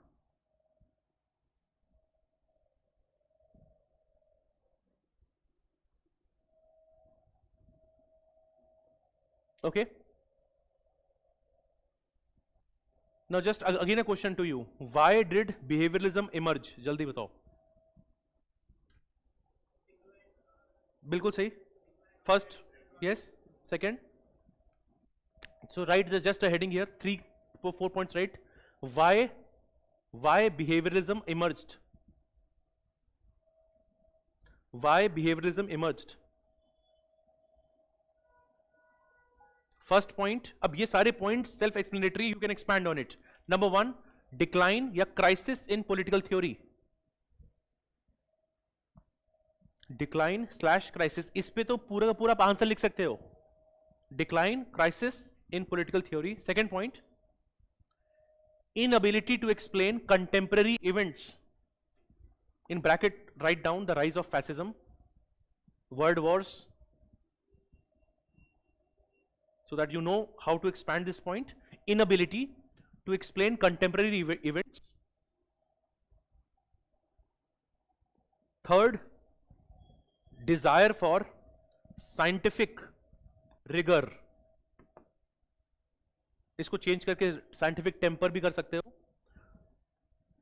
Dzire for scientific temper. Put a dash and write use of quantifiable techniques. Use of quantifiable techniques and generalizable laws. Something you can generalize. Generalizable laws. वो although हम इस पे भी देखेंगे अभी। 3 main things, इस पे पूरा का पूरा क्वेश्चन आप लिख सकते हो आराम से। Why emerged, very short points. पहला क्या, decline of theory, inability to explain the contemporary issues, and third is overall, of course, rooted in scientific approach. You wanted to have data driven approach. Same पुराने keywords, empirical, scientific, value neutral, yes or no? इसको लिखोगे, right? Before you write the 8 points, just key persons associated आते हैं. Who are the key people associated with it? Just write down key people.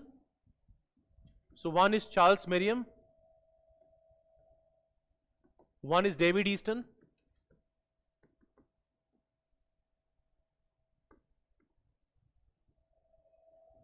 then you can write Gabriel Almond.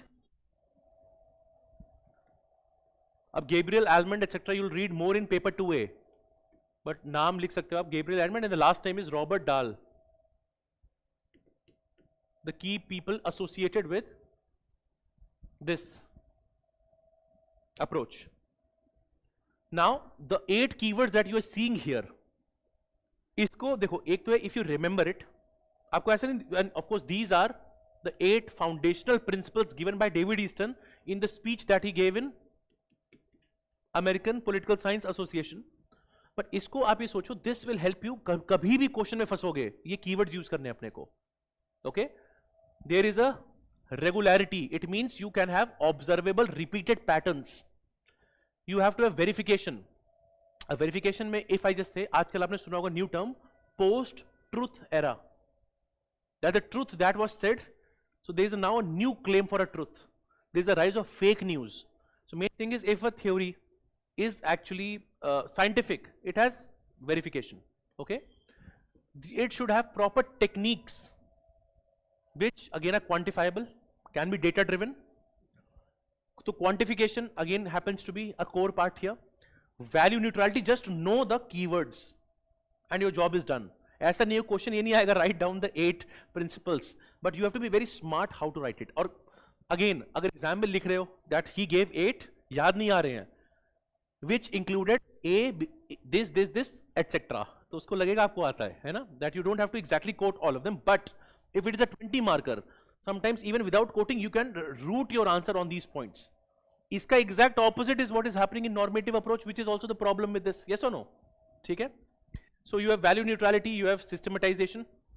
Okay, it aims to be a pure science, and there is a lot of integration, that it tries to solve contemporary challenges, which is what is being done in this case.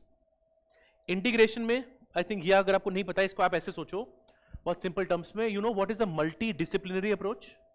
Okay, in this case if I want to solve the problem of political science, I will also bring in sociology, I'll also bring in economics. So in paper 2A, we'll also see political sociology approach, political economy approach. Integration means bringing different disciplines together. Earlier what used to happen, political science would not be integrating different elements, but here when I say integration, that is again a core motive.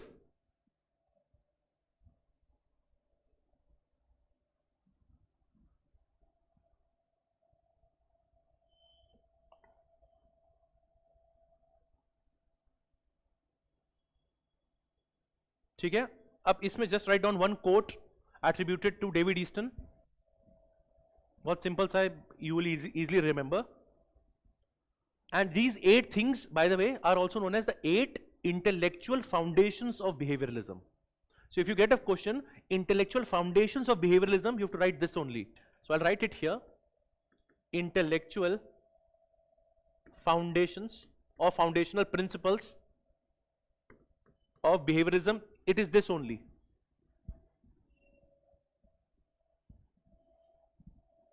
So quote I was referring to is very simple. Behavioralism isn't what I say, but what I do. Attributed to David Easton, behavioralism isn't what I say, but what I do.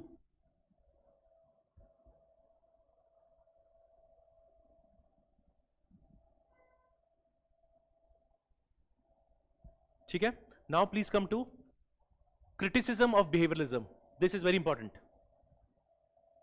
And अब से the students of this class should know 1 2 3 4 करके नहीं लिखना है, आप सीधे जाओ हर एक different school of thought पे. This will make your answer even better. So if I have to talk about, and this can directly be, if you get a question, this can also be a question in itself. If the question is criticism of behavioralism, you have to talk about first paragraph, introduction, that it came in which context, and just give a few keywords like we saw, and then come to criticism one by one. That why traditionalists criticize it, on what grounds Marxists criticize it, and then there are individual thinkers also. अब देखो behavioralism को कौन criticize करेगा आप बताओ? Normative thinkers, ठीक है? तो start पहले करते हैं traditionalists से, and very easy to understand. I could have directly said that it lacks depth, but if you write according to the traditionalists, it lacks depth. It adds more value to your answer. ठीक है? So one by one, the heading is this. You can either draw the mind map or you can just write it point wise. So first is the traditionalist point of view.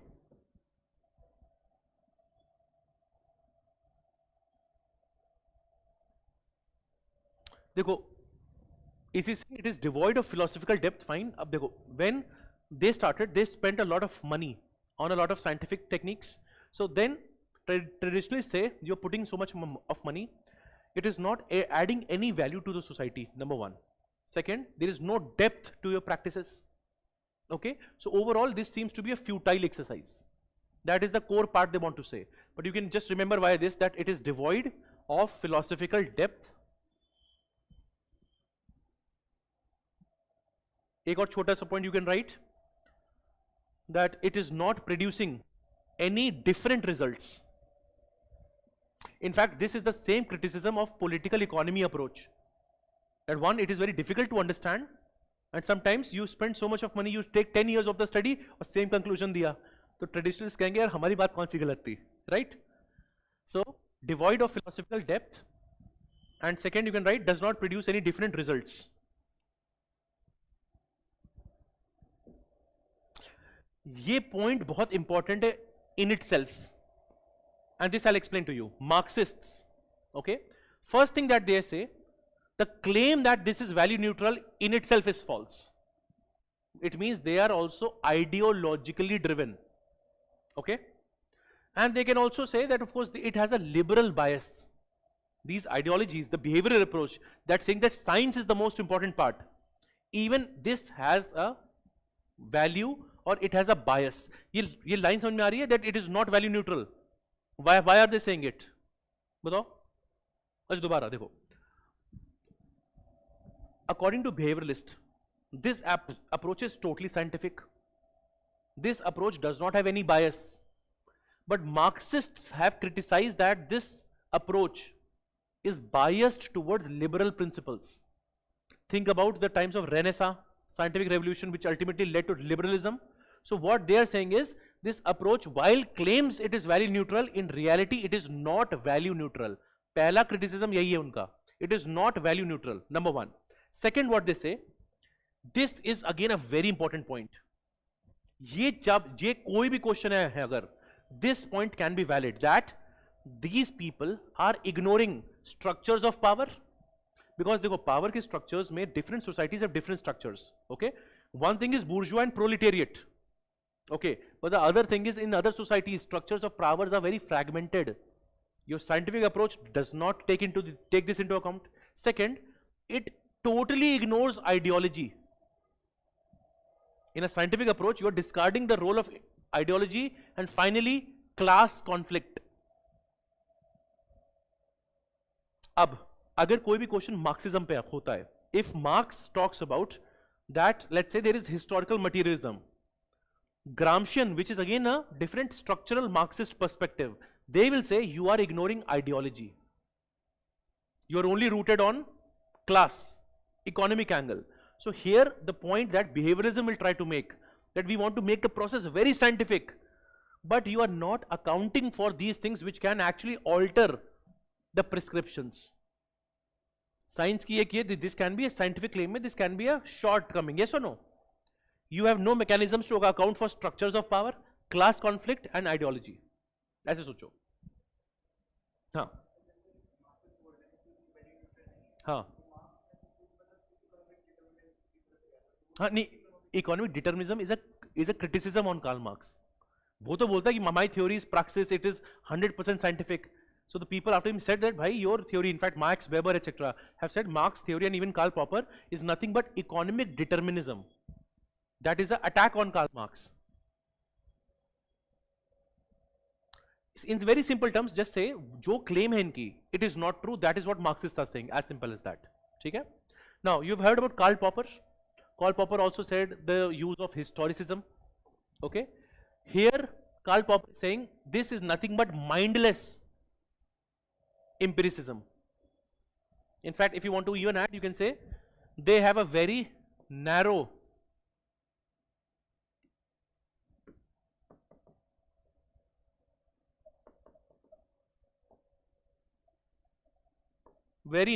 inductive approach. There are two ways to understand the word. One is inductive approach, one is deductive approach. Okay?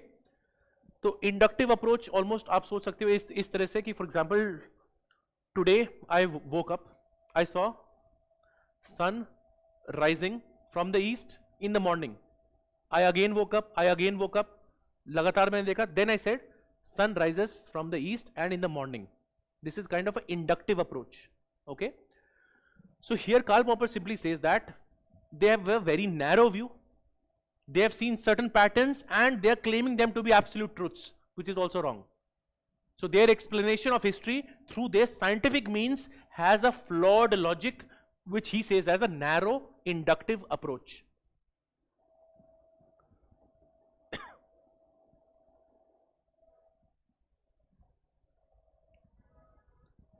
I hope you are able to understand till here.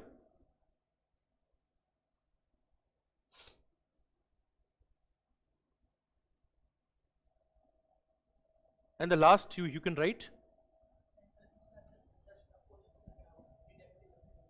Deductive is when you see something somebody is doing, uske beach, if you see specific pattern of someone, from that you create a universal theory.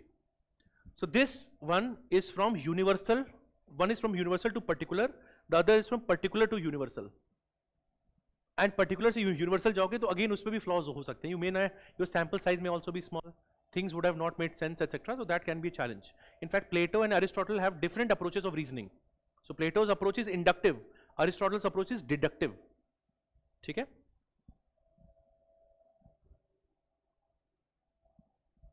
अब इसमें सबसे important जो criticism है, अब I'll also add, is by the person who introduced it himself. Yes. So we would also then say, even David Easton would critique this. Which now, the moment you understand this, you know now this will move to post-behavioralism.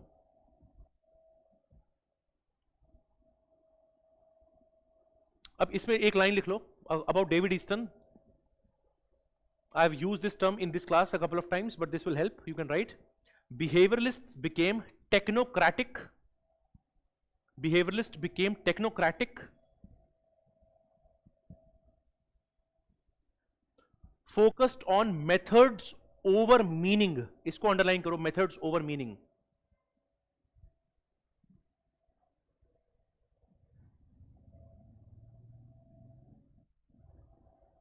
Comma, disconnected from real world problems.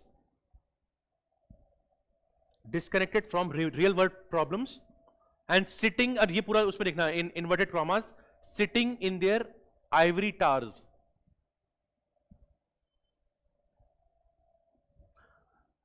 If you watch some TV debates, आपने बहुत बार देखा होगा that people say कि ये theory तो किसी ने ना AC chair room, armchair theorists हैं, but they have not seen the ground reality. Almost similar criticism he is trying to make. Okay, that there are scientists who are just sitting or as armchair theorists in their ivory towers. The meaning of ivory towers here is you don't know what is happening in the real world. You are disconnected from the reality. So you are so focused on the method, the reason why you did this approach you have forgotten. And now this will be very helpful to now understand what will be post-behavioralism. ठीक है? अब before I come to this, अगर इसमें सवाल पूछा जाए, what is the significance of behavioralism? What are the points that come to mind? हाँ, तो जितने भी अच्छी चीजें ना वो आप सब लिख लेना इसमें. Okay, if there is a specific point, you can just write एक छोटी सी head add करको, बाकी तो I think we'll move to this. Significance में number 1, brought scientific temper to political science. It brought scientific temper. Second is the main point, led to emergence of comparative politics. Research surveys, election studies.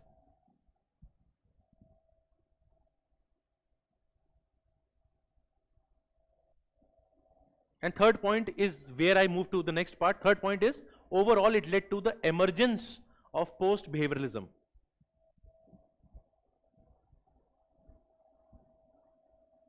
देखो हमने significance पे we've written 3 points, but ऐसा नहीं है exam में 3 लिख के आओगे. अगर they ask you if you have to write in detail, you can also from the points we have discussed you can make more points, and you also know the criticism from scholar perspective also.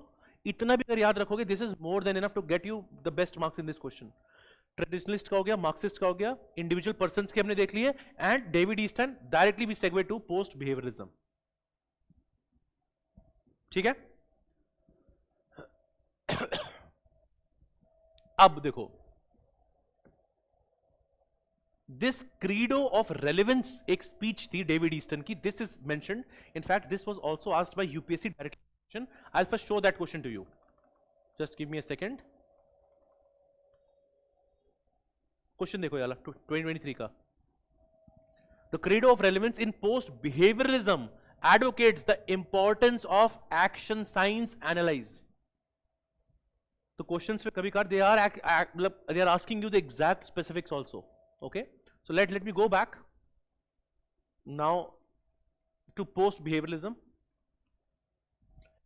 So David Easton again, what he will say, and he is the one, in fact, whenever you talk about post-behavioralism, you have to start from David Easton himself criticized this, the mindless pursuit for perfection of methods. So what he will say in the credo of relevant speech, creative theory, and suggested that subject matter should not be compromised for the sake of technique. This is nothing but method and meaning wala point that we saw, that subject matter should not be compromised for the sake of technique.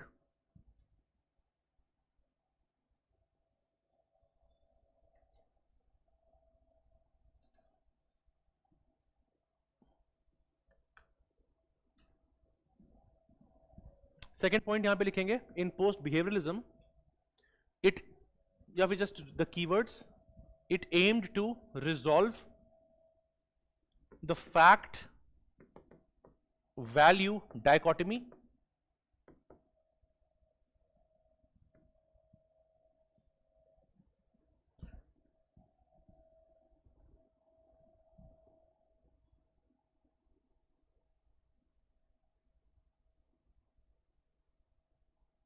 next is a point which will again write, isko you can write, it attempts to rebalance and modify,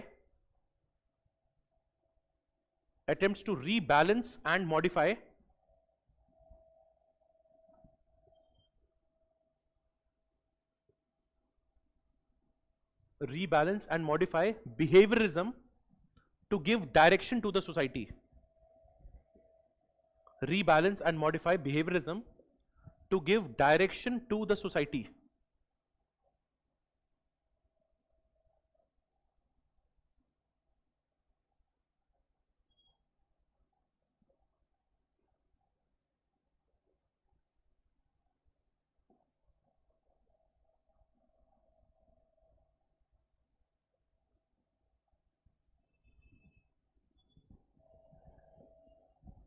Then for example यहाँ पे main बात थी that there was a shift in focus.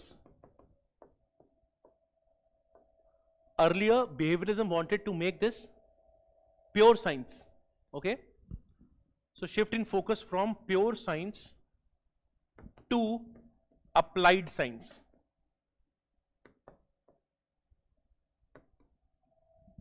From pure science the focus was to move towards applied science.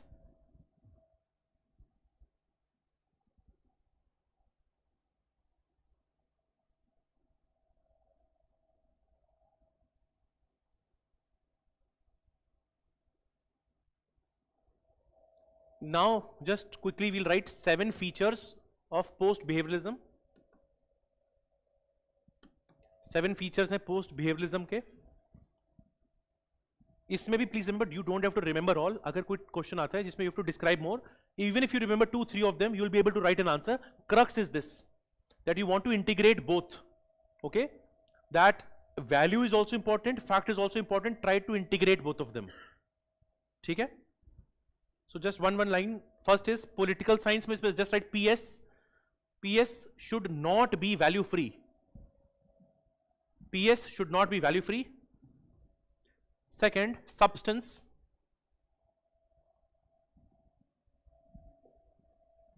Substance over technique. It simply means substance should have a precedence over technique, right? Substance over technique. Third, political scientists must protect humane values. Political scientists must protect the humane values.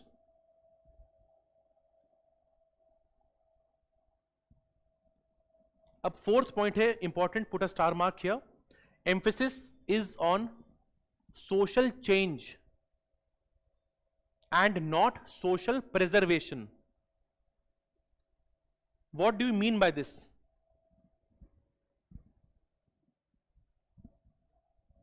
Social change and not social preservation. बताओ. देखो, हमने क्या बात करी थी? That mostly scientific theories will go for status quo. They will not go for a change. Normative theories will challenge the status quo. They will say this is the path you should take. In his speech on credo of relevance, main thing is it's a creative theory, but it is action oriented. Which theory can be action oriented? When a theory would talk about how social change should happen. तो change बहुत important point है पूरे post behavioralism में. Earlier behavioralism was only rooted in telling what is happening, how are surveys being done, percentage analysis. But now here main thing is you have to have social change. Social change, how will the social change come? When you are aiming for a value. Yes or no? This is the main core point.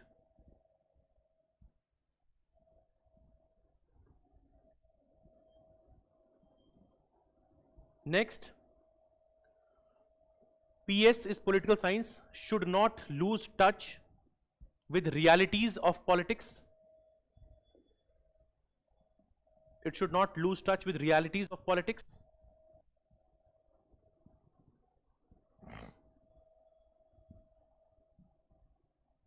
Next point, emphasizes action in place of contemplative, or action in place of contemplation. Contemplation is to think. So instead of thinking, it places the focus on acting. It emphasizes action in place of contemplation.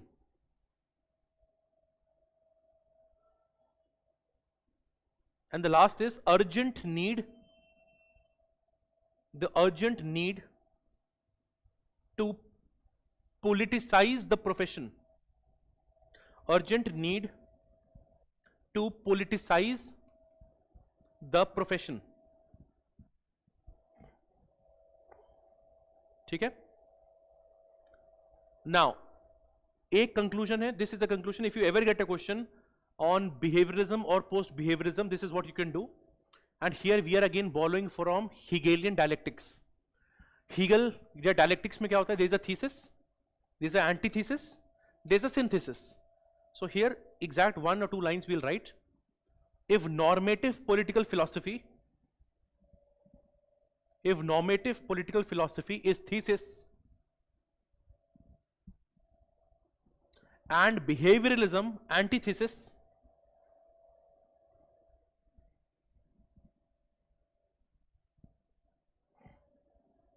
then post-behavioralism exemplifies synthesis.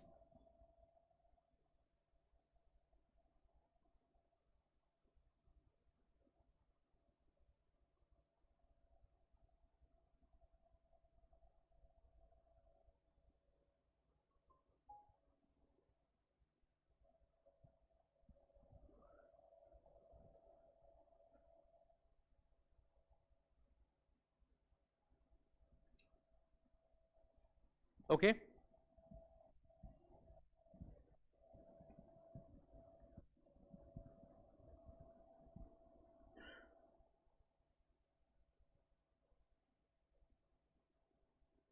तो you're able to understand till here?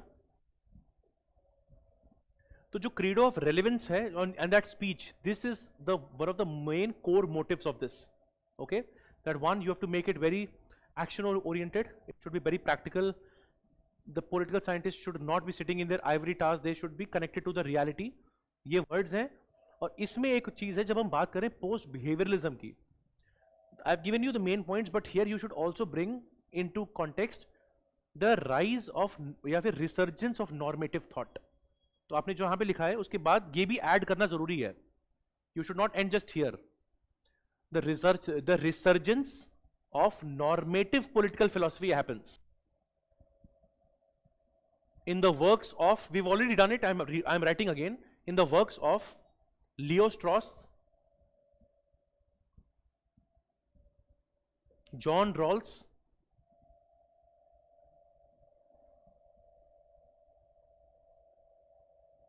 which emphasizes that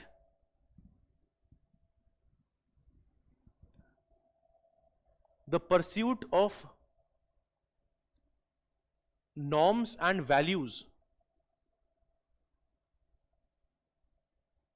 remains an integral part of political science.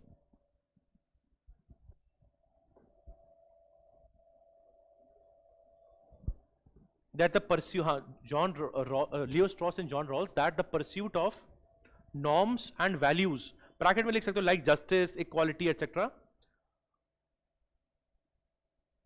remains an integral part of the discipline, लिख लो, or remains an integral part of political science. So two things are happening that you are saying. Behavioralists like Easton are also changing this. एक तो वो change कर रहे हैं, उनको लग रहा है there is a problem, plus resurgence is also happening of political theory, right? So now, in fact, John Rawls' book is one of the, again, classic texts which has helped in this. So this is overall that you need to know when you talk of post-behavioralism, that what happened after this. So there is a resurgence also, and there are changes that have happened because of the let's say deficiencies that were already there in the purely scientific approach that the subject aimed to have. Okay, are we clear till here? ठीक है. अब अगर ऐसा सवाल आता है, comment resurgence of political theory, just try to brainstorm people online also, what should we write and what should be happening here, what मतलब क्या लिखेंगे इसमें? अगर क्वेश्चन स्टार्ट यहां से हो रहा है, resurgence of political theory, how would you start?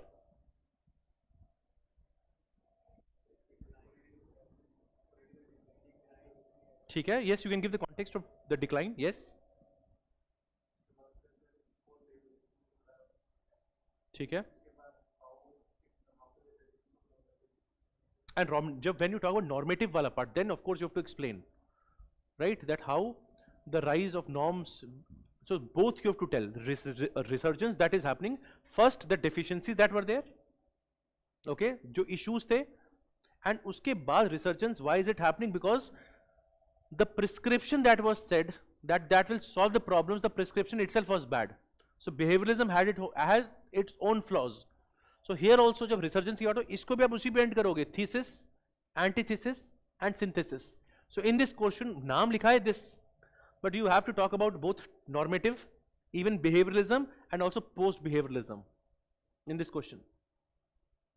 तो इसको directly जिसने भी start किया अगर post behavioralism से और वहीं तक stick कर गए तो you will not be able to cover the entire part. So I'm not saying that you have to explain every point in a lot of detail, but reference जरूर आना चाहिए. Because if you're concluding on thesis, antithesis and synthesis, there has to be a mention of this. ठीक है?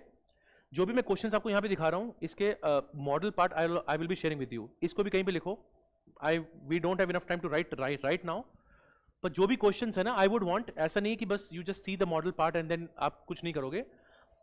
Try to brainstorm on it.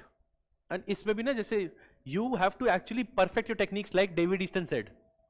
Bar bar brainstorm कर करके हमें अपनी technique perfect करनी पड़ेगी, even if we can sit in ivory towers or libraries or classrooms or your homes. ठीक है. I hope इस पे तो you have sufficient content to write. Again see questions like examine importance of behavioral approach. क्या हम लिख लेंगे पहला पार्ट? और ऐसे भी नहीं नोट करके लिखेंगे तब जब आप इनफैक्ट जो भी if you are coming to the offline class, whatever you write, you bring it. After the class also, I can sit maybe for 5-10 minutes with you. I'll give you feedback. For people online, etc. तो number जो shared है और उस पे भी जिसने अच्छा लिखा है वो तो in the group also I'll share some of the answers. So that would help. What led to its decline? ये पता है? क्या बताओगे? इस पे तो हमने traditionalists, Marxists, अब जितना भी है, depending on the space, you don't have to think कि पूरा आता है तो पूरा पेज ही भर देंगे criticism से, right? So here also usage of space is very important. That how you would utilize it. Yes, yes, fair point.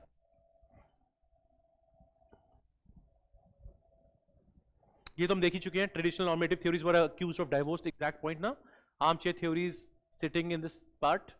Okay. If you want, you can also write this one. नहीं तो ये already लिखा है यहाँ पे. जैसे Germino criticized behavioralism for over quantification and under theorizing. ये सारे ना these are some one lines which are very impactful in the exam. आप बाकी you write this basic simple explanation, but in between have the habit of doing so. तो जो भी आपने notes बनाए आज, उसमें भी there are some punch lines, you know. वो punch lines will create the difference in your answer. उसको कहाँ पे add करना है? ऐसा नहीं कि एकदम start में डाल रहे हैं. आप point explain कर रहे हो, you are explaining the deficiencies and directly quoting somebody. And these are not difficult. कितना है? Over quantification, under theorizing. This actually makes sense. This would be a problem. Yes or no?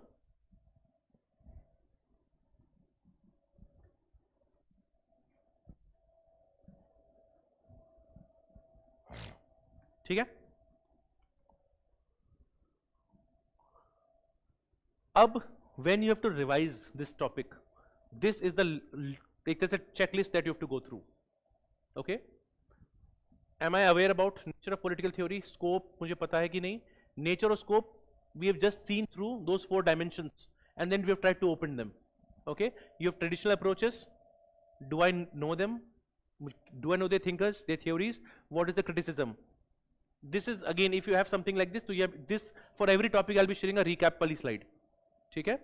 तो इसको बस आपको टिक लगाना. हाँ मुझे पता है. अच्छा क्या criticism था? What is the main point? What is the issue that was happening? If you're done with it, ठीक है. Decline मैंने देख लिया, revival देख लिया, and the job is done. This is the entire breadth of the topic of this theory. इसी पे इतनी बार सवाल बने हैं. So many times. They've asked you questions again and again. Okay? Now, before I move to the next part, अच्छा देखो, I'll also be having this, but I know by now आपको ये याद आ जाएगा. ठीक है? अब इसमें there will be some scholars जैसे Isaiah Berlin, I have not taught you till here, but even in revival, जो हमने लियो स्ट्रॉस का नाम लिखा, रॉल्स का नाम लिखा, you can also add the name of Isaiah Berlin. Revival of political theory. So at the end of each section, I'll also be sharing with this some must-know scholars जो हमें लिखने ही लिखने हैं. We've already done more, but some of them you should definitely know. जैसे लियो straws, who is he? Critic of behavioralism. Robert Dahl, yes, behavioral political scientist. David Easton. Skinner वाला part, if you remember, yes, the first class I told you textualist and contextualist approach. Contextualist में in the class itself I mentioned Skinner. Somebody actually mentioned sir Skinner कौन थे, तो मैंने अलग से यहाँ पे add कर दिया है because this will help clarify the doubt of the lecture number 1. So Skinner is actually from contextualist approach.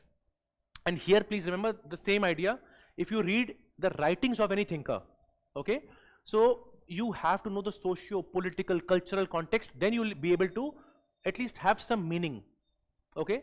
Although इसमें भी यहाँ पे अलग एक आता है, there is something known as hermeneutics, which simply means language that we use. It is also said that human beings, while they are very evolved, what I write versus what you think and what I think versus what you write, 100% correlation नहीं हो सकता. तो वो भी एक issue हो जाता है. That is why that even when you try to understand the context, even the language can become a barrier in that, and the interpretation, which is why you know, if you read एक original text, let's say if it is in Russian, and if you translate it, you may not get the exact meaning. It is only an approximation. Okay? Fine. So before I move to theories of state, एक part पे एक बस एक question है, उस पे just let us think on this question for some time. Political theory, अब देखो इसको, is not an escape mechanism but an arduous calling. People online also just ये सोचो इसमें हम लिखेंगे क्या, because for me this was one of the best questions that can be asked on political theory.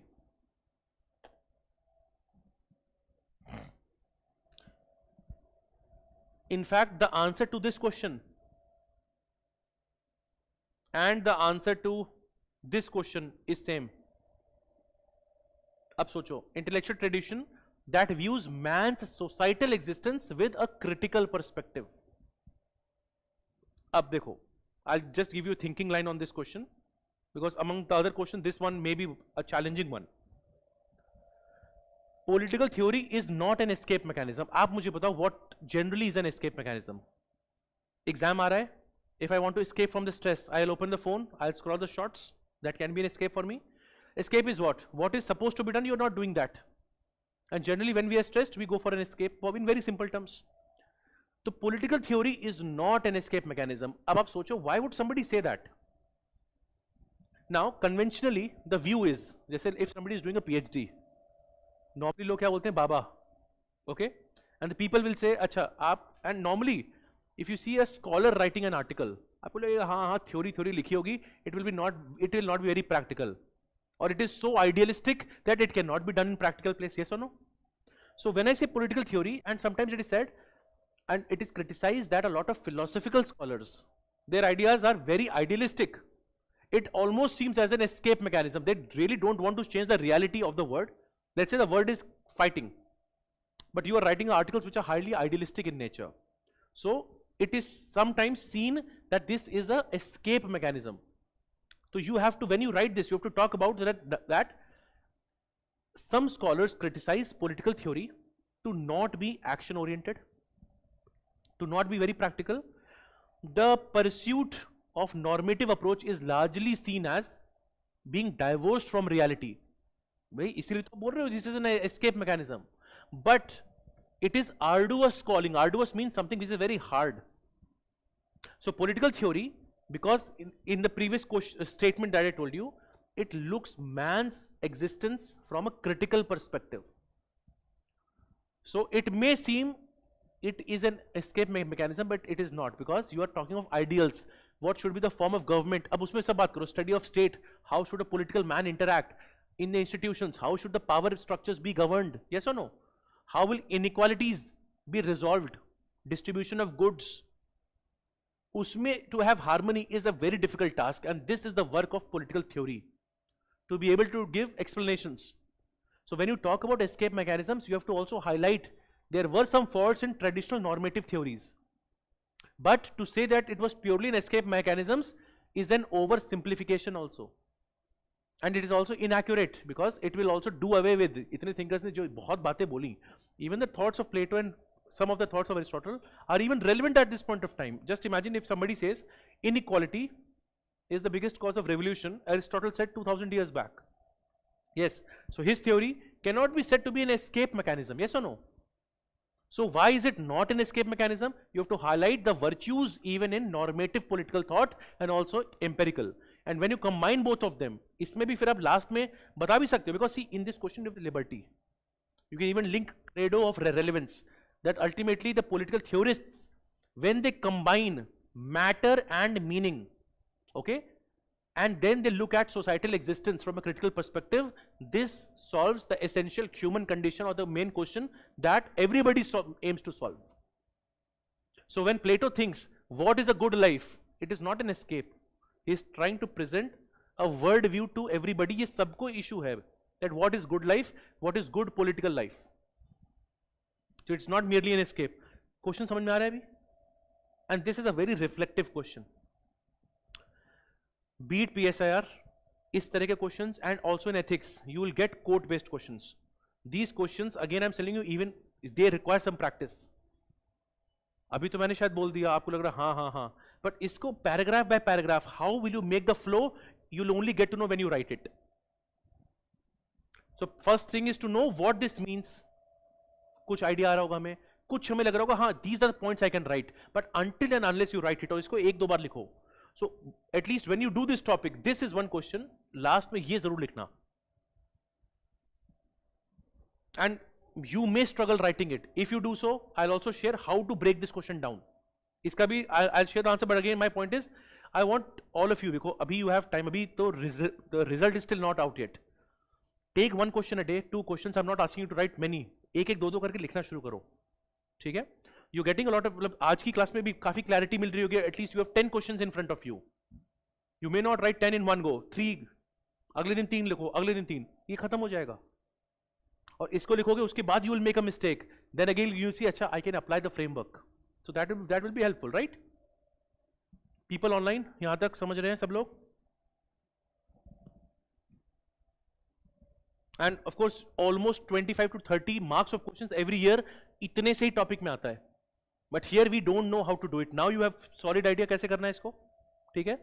तो इसका the benchmark, litmus test is when you finally have done this, इस पर टिक लगा लोगे. And even if you do the brainstorming part, you know, हाँ मुझे ये लिखना है. जो नहीं फंस रहे होगे, you again come back. We'll again discuss what can be better written. So the more brainstorming we do, the better this can be. Okay. Let me now go to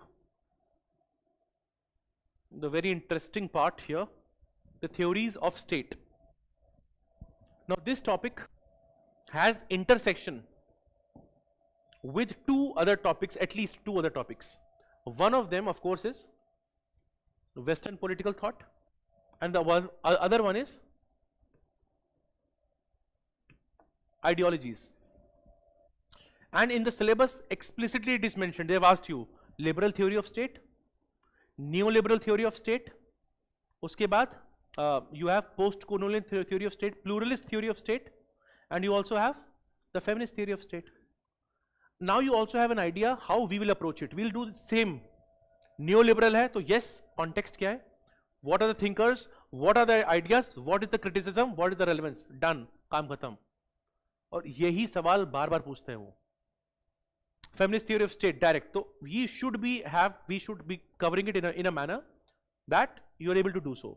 This is the one type of question that is asked about directly, that is mentioned in the topic. Second type of question that is coming from this area is, you tell me what are the 4 elements of state?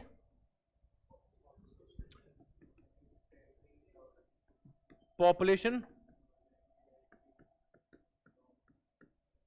I have written sovereignty at the last because I wanted to just take up another point here. Is topic पे, because this is again embedded to this, okay? You will get questions in paper 1A also. Now how? When we see sovereignty, there are of course 2 theories of sovereignty.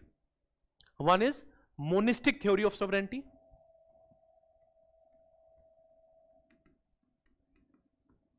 Again popularized by Bowden, Austin. Here their claim is the state is absolute sovereign. Okay? The entire power rests with the state. And this view will get challenged by pluralists. So philosophical level pe, this is a question has been repeated not once but at least 5 times, if you see in the at least the span of questions that have बहुत बार पूछा गया इस सवाल. This is one type of question they ask you. Second question, and this question again has come even in paper 1A and can also be asked in paper 2A.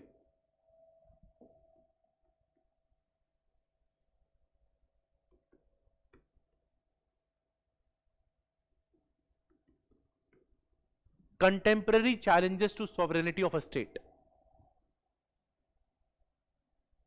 This जब भी ये सवाल आएगा, see how, अच्छा, can you tell me how would you define sovereignty?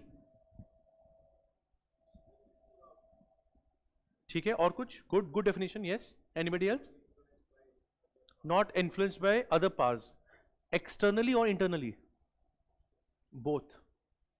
So whenever I say sovereignty means absolute power or control in domestic sphere also, in external sphere also.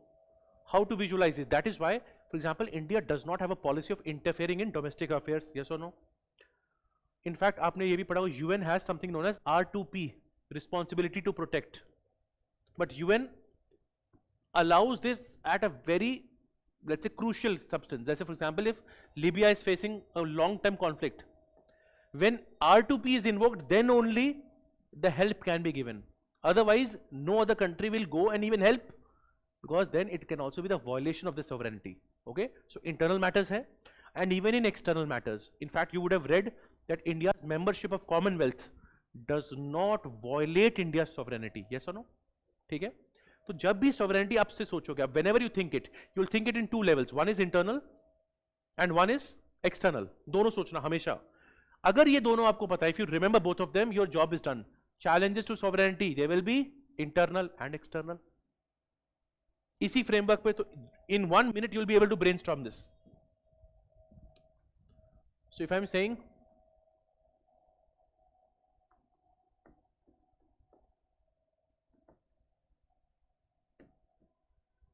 can you tell me the internal challenges?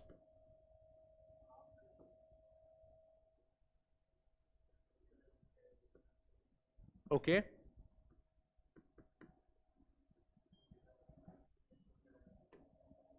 ठीक है. So you're thinking from the internal security perspective. तो उसमें भी there are many points, right? In internal also you can have influence of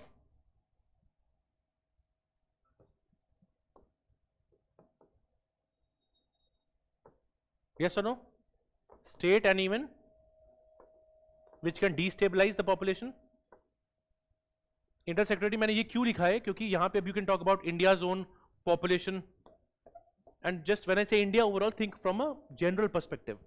external में think about what are the challenges to state sovereignty from a external perspective. Okay, fair point. Debt trap can be one. Terrorism can be challenge to both, but ठीक है अभी मैं external लिख रहा हूं अलग से. और कुछ अच्छा, द आइडियोलॉजिकल क्लैश, ठीक है, fair point. In fact we can also link that to, चलो we can, what you are saying is ideology. I can even talk about clash of civilizations. Okay, anything else? See, the rise of institutions or global institutions.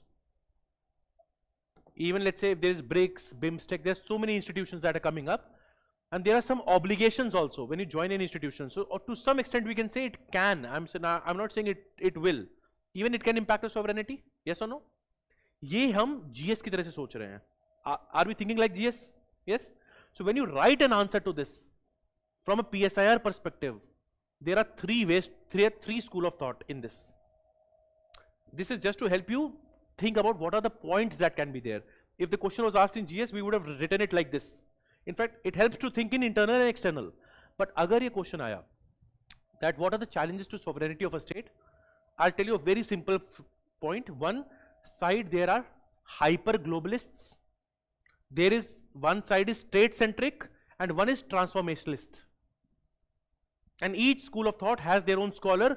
One will say, देखो आप ही सोचो, only three possibilities can happen.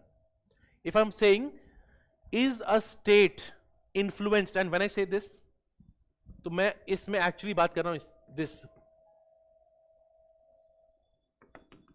huge factor, globalization, which impacts both internal as well as external. Internal, how people will come to you, okay? External, how every other thing you are communicating with MNCs, so many things are communicated here. So if the question is whether globalization would impact the sovereignty of a state, how we will think is, one will say yes, it impacts.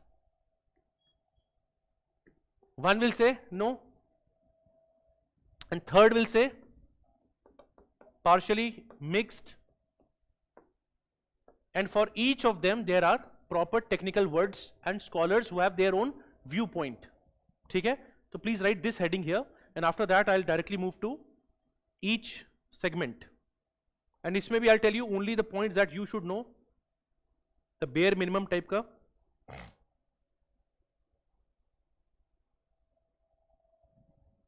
Or just write sovereignty versus globalization.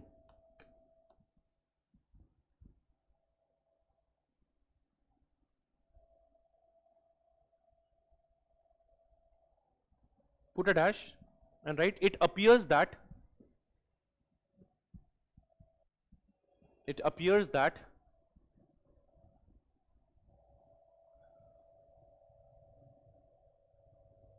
It is a zero sum game.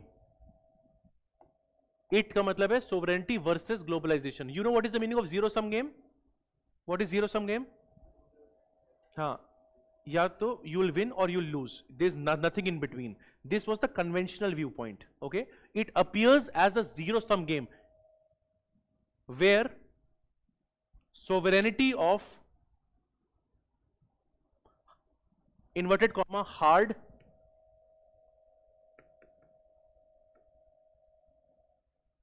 sovereignty of hard impermeable states, sovereignty of hard impermeable states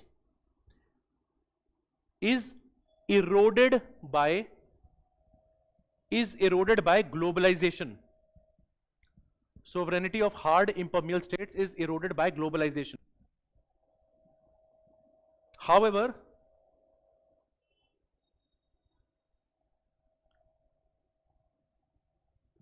there is a more nuanced way to understand this interaction. Nuanced means more refined way. ठीक है? So it is not as simplistic to say zero sum game है. There's a more nuanced analysis to understand this. In this, अब nuanced कैसे है? अब एक करके लिखो. पहला लिखो. First is hyper globalist.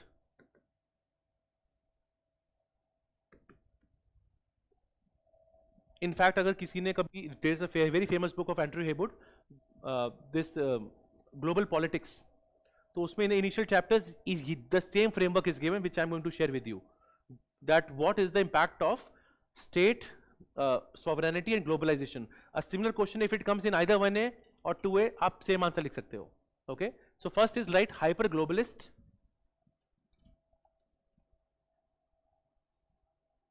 And you know what they will say? Hyper globalist means they will support the view. They are very much of the view. So one view is hyper globalist. ये तो अब and अभी रुक जाना, अभी इसको मैं बता रहा हूँ, but I'm telling you other views are state centric. ये मानने नहीं वाले. They will say कुछ भी हो जाए, globalization cannot impact state sovereignty. And third one is transformationalist.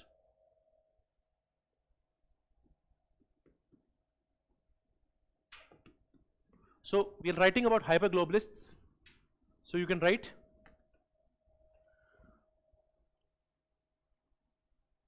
according to Thomas Friedman, there is the massive integration of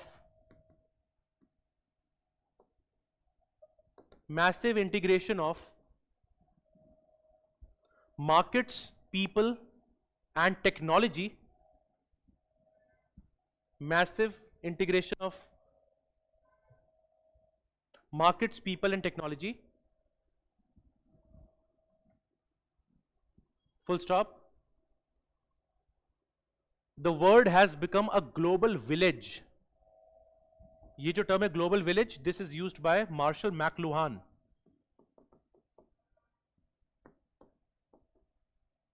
Global, one second.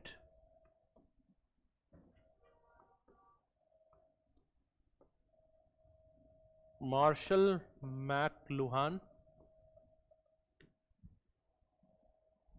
And by the way, ये जो भी चीज है ना, if there is a normal question on globalization, normally you write the definition by Anthony Giddens. सुनी होगी आपने. आप ये भी यूज कर सकते हो. Marshall McLuhan और Thomas Friedman, they are supporters of globalization. Okay, the world has become a global village. Then you can write there is a rise of civil society. ये third point है, मतलब first point is Thomas Friedman, second is Marshall McLuhan, third point is there is a rise of civil society and decline of political state, comma, rise of multilateral institutions, rise of multilateral institutions,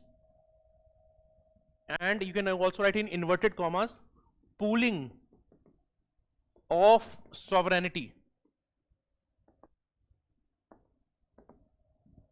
to understand this, this is actually we are referring to EU. EU is what? Pooling of sovereignty. और ये जो पूरी की पूरी line है, okay? If you want to remember, you can just write Susan Strange. So we have almost 3 hyperglobalists. One is Milton Friedman. Sorry, मैंने Thomas लिखा है, मिल्टन लिखा है. अच्छा, okay. Second is Marshall McLuhan. Third is Susan Strange. And last one, you may have read it many a times. I just थोड़ा सा spelling ध्यान रखना, what we are writing. OHAME. KENICHE, Keniche, Oham.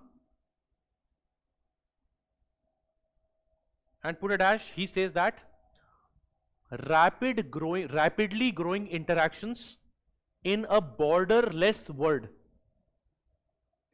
Rapidly growing interactions in a borderless world.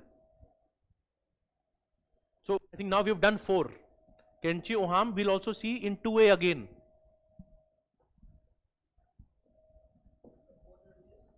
Borderless world.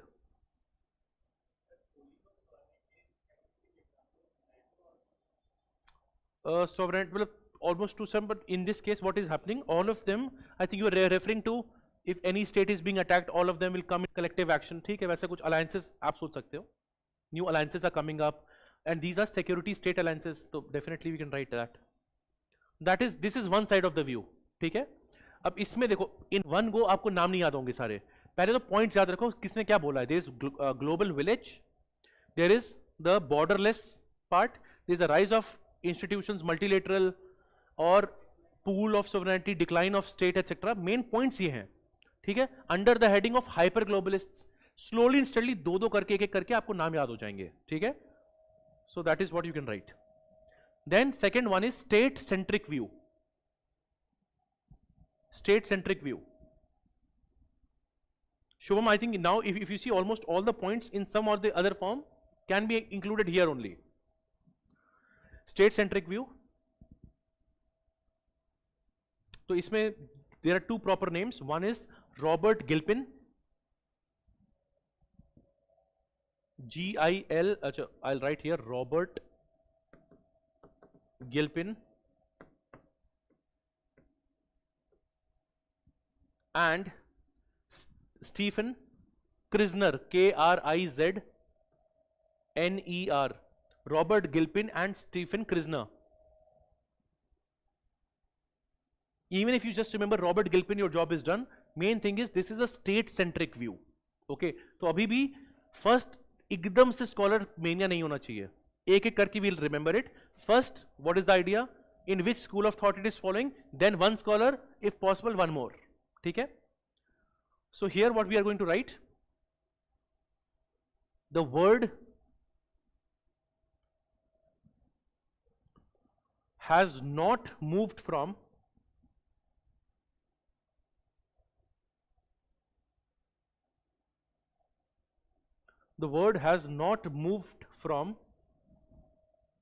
या चलो इसको थोड़ा सा और मैं सिंप्लीफाई करता हूँ. You can write the word has not been impacted by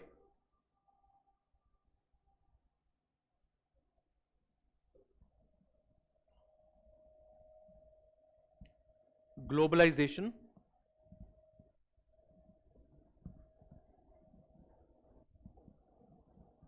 to the extent that it dilutes state sovereignty.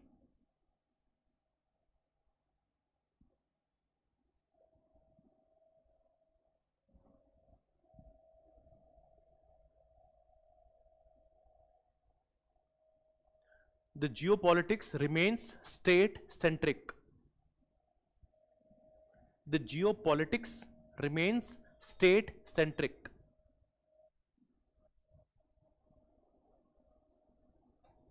The last one is transformationalist.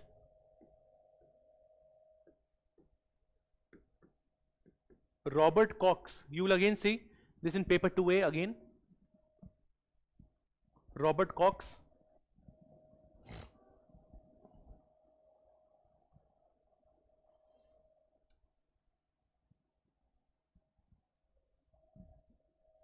Now, you can also understand this view that, for example, you just saw, for example, abhi Pakistan got a loan from IMF. So if there is, even Sri Lanka got a loan from IMF, right? Second thing is, be it IMF or World Bank, there are now different sources of money for the state. Yes or no? If we are committed to an idea, we have to give money for some causes. Okay? So can you really say that state sovereignty is not impacted? Not really.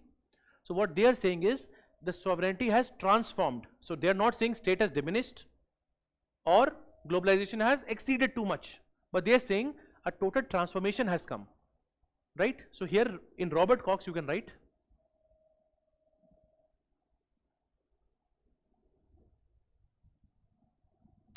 globalization of finances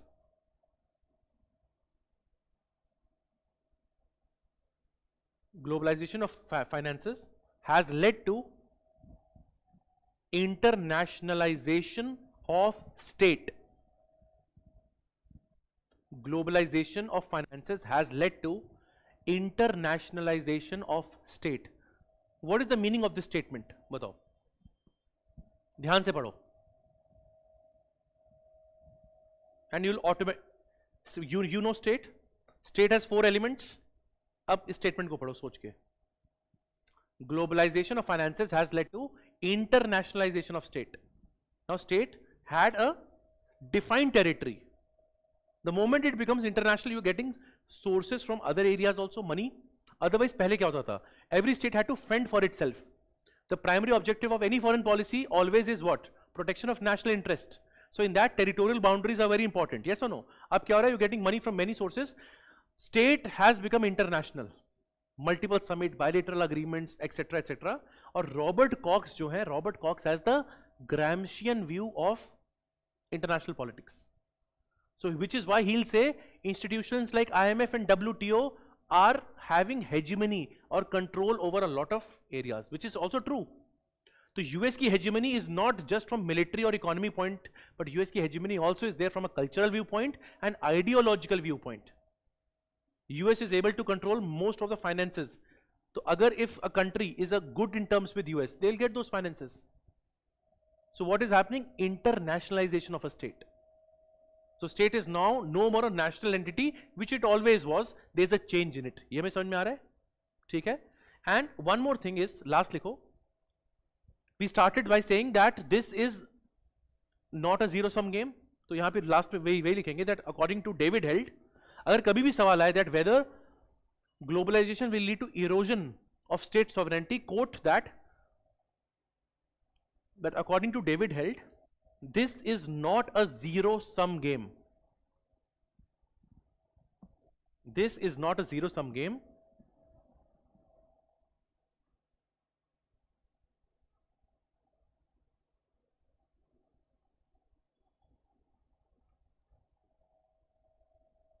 And by this we of course mean that the explanation of this is actually very complicated, right? And you are also seeing it is not just in finances, but also in global cooperation, humanitarian assistance, relief, rescue efforts, shared concerns like climate change, terrorism, all of that cooperation. It means the role of state has also transformed in the international arena. Yes or no? Domestically, even in domestic affairs, for example, if there's a flood in Libya, earthquake in Turkey, Egypt, it is going to take help from so many other avenues, right? अब UN भी कहीं पे support करेगा, हो सकता है UN may also deploy troops in some cases, you know, blue helmets. So now that is why. तो जो concept है, that itself has evolved. ठीक है?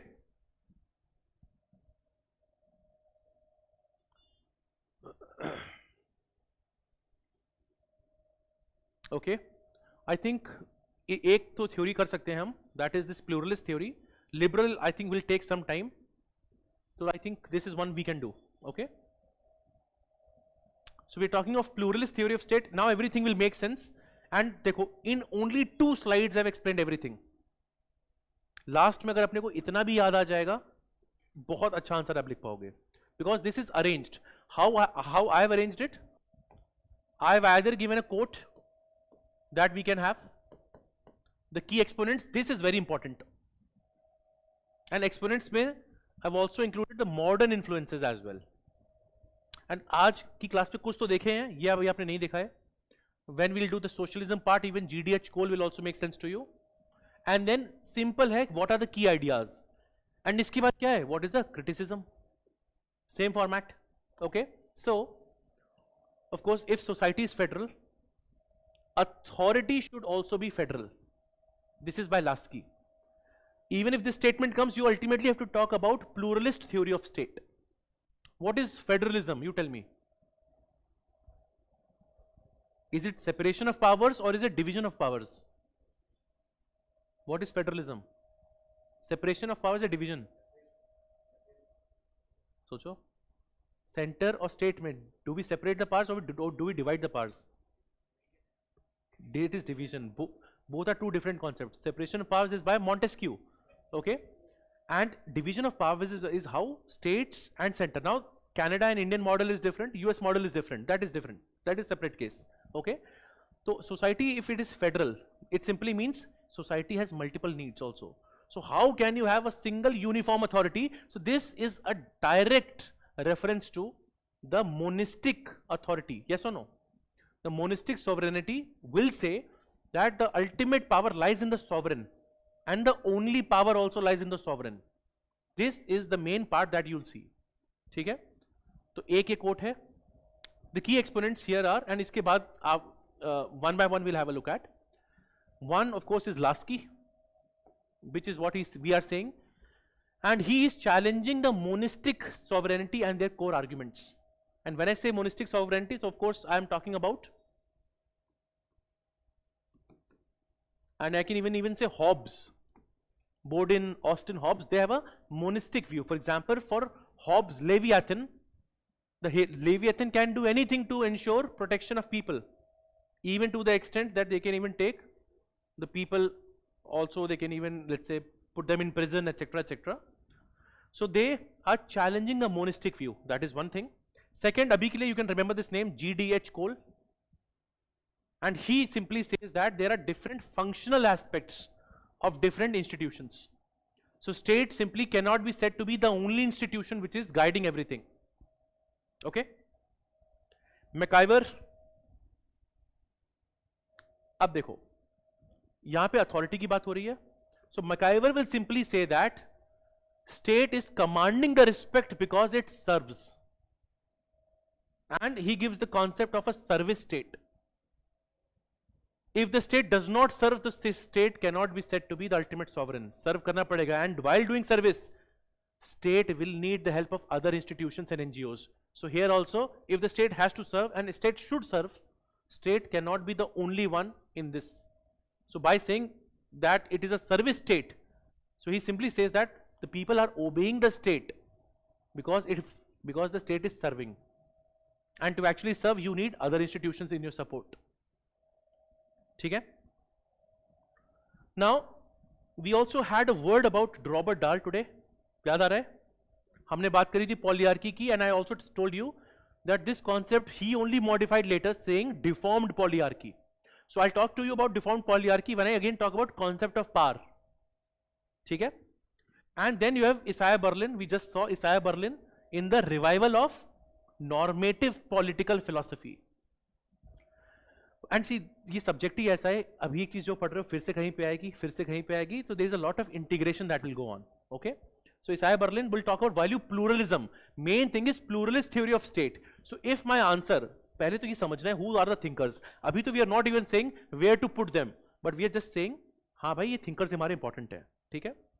Now, before you write down the key ideas, in fact the very first idea is the rejection of monistic sovereignty. So just write down a small heading, monistic theory, and then I'll go into this one by one, which will explain this.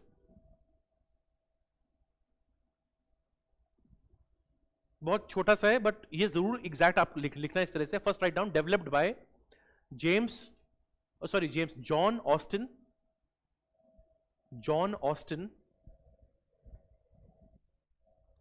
and propounded by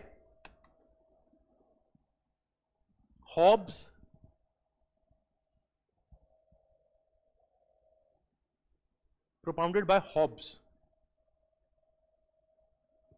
अब एक This is one line. अगर याद कर पाओ बहुत अच्छा है. So please write sovereign is, I'll use 5 keywords here. Sovereign is absolute, universal, permanent, indivisible, and indestructible. I'll again repeat, sovereign is absolute, universal, permanent, indivisible, and indestructible. And just एक और quote है छोटा सा, command of sovereign becomes the law. Command of sovereign becomes the law. इतना ही पता है अगर आप, that is good enough for monistic theory of sovereignty.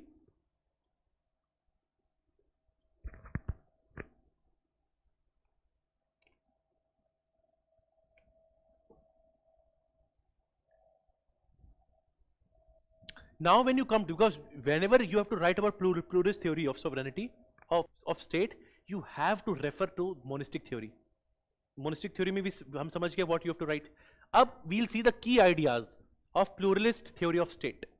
Very easy to understand. First thing, of course, it is rejection of monistic sovereignty. Goes without saying. I will share the slides. You don't have to अभी पूरा मत लिखो. सीधे समझ लो what is the main point to understand here. So of course we know it criticizes Austinian या Hobbesian view that state is the sole source of authority. What they are saying, that there are other sources which can have authority. Simply why? Because society is federal, so authority should also be federal. There should be some division of powers, right? First point. इसी को explain करते हुए, you know, society is multi-dimensional. Okay, so which simply means people have multiple associations, economic, cultural, religious, etc. So state cannot be supreme in all of them. It simply tells you, you have state, you can also have church, they can be voluntary associations in their respective spheres of dominance. Let's say in the political sphere, let's say state has supremacy, but in other spheres, cultural, religious, social, others should have. This is a very fair point, we can understand this. ठीक है? GDH Cole का जो point था, this is the point he was making. State is one association among many and not the only one. So D.H. Cole is associated with guild socialism, and he makes this point, right? He talks about you should have representation for workers, different guilds and cooperatives, so that again all of them can have their own voice. If there is an association, you can again have a call. There are different centers for authority. So if the cooperative and guilds have to again bargain, they can bargain if they have their own associations. So main point is state is one association among many. आपको जब when you have to actually revise this, only if you just know this point, you will be able to easily explain it, what it actually means. Okay? Then that I said to you, MacIver will say that he actually says the state commands because it serves. जो authority है, it is not that state will assume the authority without doing anything. And the reason why people are obeying the state, because they know the state is actually going to serve. So in that sense also it makes sense to think there will be pluralist part. State cannot do everything on its own. And second, state is not absolute, it is simply a service state. This is important. Right? And then of course, last point hai, this is again building on the points we have seen. Functional autonomy. Right? So there are different associations. They should have some autonomy. Okay? Because in their own respective sphere, they have their competence. And if this is happening, ये line बहुत important है. One of the reasons why this theory came, why they rejected monistic theory, if everything, every power lies with the state, it can actually be a unlimited government. It can also be a tyranny. Okay? So to prevent the tyranny or the concentration of all the power in one hands, it is better to have a civil society, it is better to have associations, it is better to have other, so state should be one among many. And you can also understand the fear of the pluralists, that if the entire power rides with states, has with states, there can also be a despotism, a dictatorship, or a tyrannical rule. So that is what they will highlight. तो ये समझ में आ रहा है, ठीक है? But would this theory be criticized? Yes. इसका लिख लो criticism. The criticism of pluralist theory of state.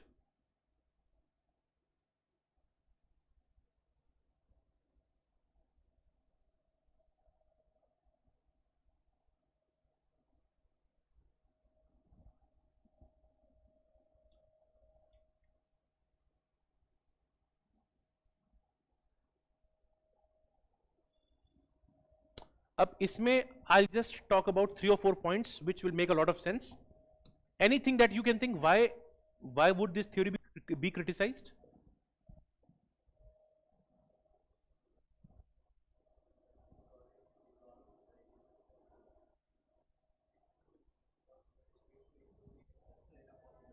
Good point, ठीक है? तो पहला point I'll just borrow from you only. चलो, first point देखेंगे. In crisis, centralized authority becomes necessary. In inverted comma, please write. Sovereign is he who decides on the exception. Sovereign is he who decides on the exception.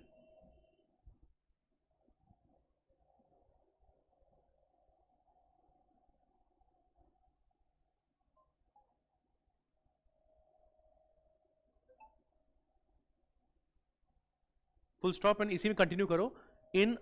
In a pluralist state,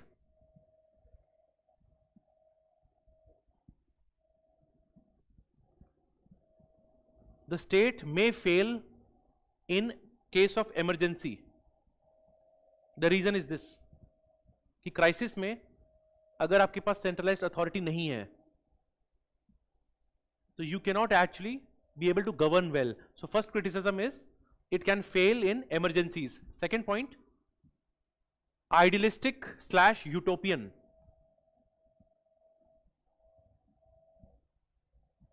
And put a dash and write, it overestimates harmony among different groups.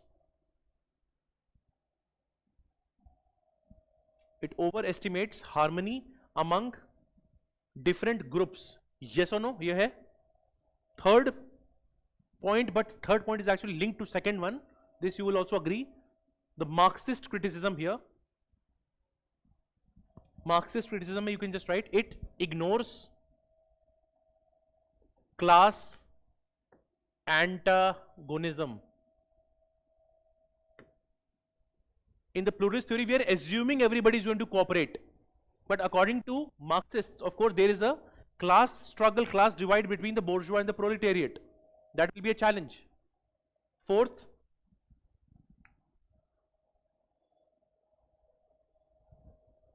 Robert Dahl, put a dash.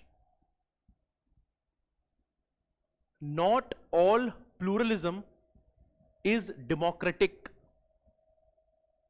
Not all pluralism is democratic.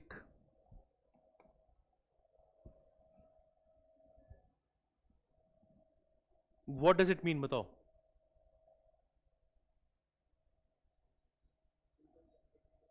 और सोचो. Not all pluralism is democratic. What is democracy? Empowerment of people overall.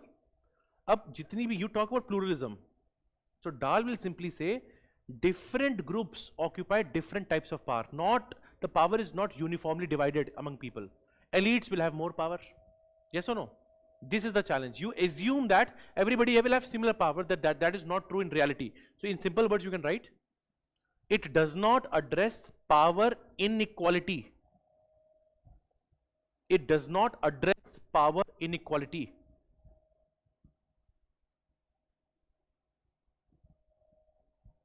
जहां पे आपने Robert डाल लिखा था उसके point पे, if you have space mention that, जो लाइन है, that is his critic of elite pluralism.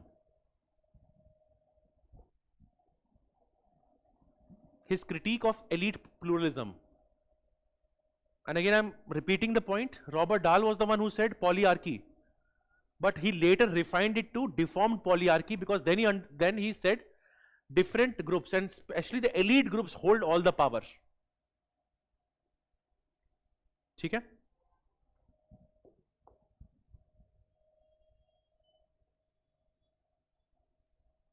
In the same format, when we resume, we'll also do this. ठीक है? Liberal theory अभी तो काफी कुछ है, अभी liberal है. I'll do this. अच्छा, when I share this with you, मैं advance पे पहले से share कर दूंगा. Marxist theory है, what is their work, etc. This also in the first class we spoke about. Nicholas Polanza, Ralph Miliband. इसको कैसे करेंगे? Liberal theory में भी classical है, modern है, neo है. Okay? And I'll just share a simple table wherein classical, modern, liberal, neoliberalism, focus क्या है, thinkers क्या है, role of the state, what should be the keywords. Very easy to understand. This will also help your understanding of the ideology part also. So when जब हम ये करेंगे तो both part will be also be covered. ठीक है? A good point. Lobbying, hegemony of elites. जो भी हम in the previous class we also used the term military industrial complex. It is also related to this. Okay. So I think we'll end the class today here. I think some of you also have a class from 2:30. So ठीक है. People online, how was your experience abhi so far? So if you have a doubt or a detail, we'll meet, and again the next class will be on now on Friday. Today is Wednesday, so alternate days where we are having classes. If on weekend, if I have to take a class, I will notify you beforehand. ठीक है? तो starting में I know थोड़ा सा भी pace बना रहे हैं, आज भी आई थिंक थोड़ा सा लगा होगा कि how is the clarity going to be. ठीक है? Okay.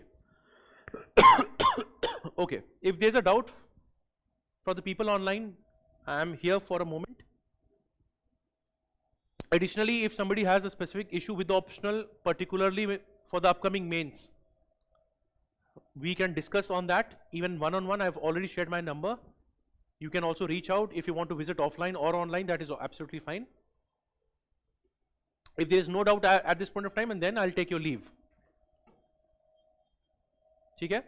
Now, those who are asking अभी या अब next क्या करेंगे, तो of course पहले इसको खत्म करेंगे theory of state को, जो भी theory है उसके साथ I'll also be covering that ideology part, and इसके बाद you have 3 small topics but equally rewarding. Okay, so almost in next or the next lecture, see justice, equality, rights, democracy and power, these 5 topics, these are short topics, and with every topic some part or the other I would have explained to you. Power थोड़ा थोड़ा idea लग रहा है, hegemony कहीं कहीं सुन रहे हो आप, अब सीधे we'll directly see their frameworks, and then the bigger parts are IPT and WPTs. Bigger in the sense because there are a lot of thinkers here. So by lecture 4 I am expecting to almost be covering this part here. Lecture 5 में most probably हम एक और करेंगे, 6 and 7 के आसपास we'll be done with paper 1A. Our target is to write the test on 14th of June. I have made it very clear to all of you. On that note, if I had to maybe slightly extend my classes, I'll do so. But we have to hit them कि time wise सब time bound होना चाहिए, ठीक है? Is the pace fine? समझ आ रहा है? ठीक है, okay, thank you. और fast? मैं तो और भी fast कर सकता हूँ, but अभी initially I have to take everybody. After that, maybe 1 or 2 classes later, we can also increase the pace. Okay then, thank you so much.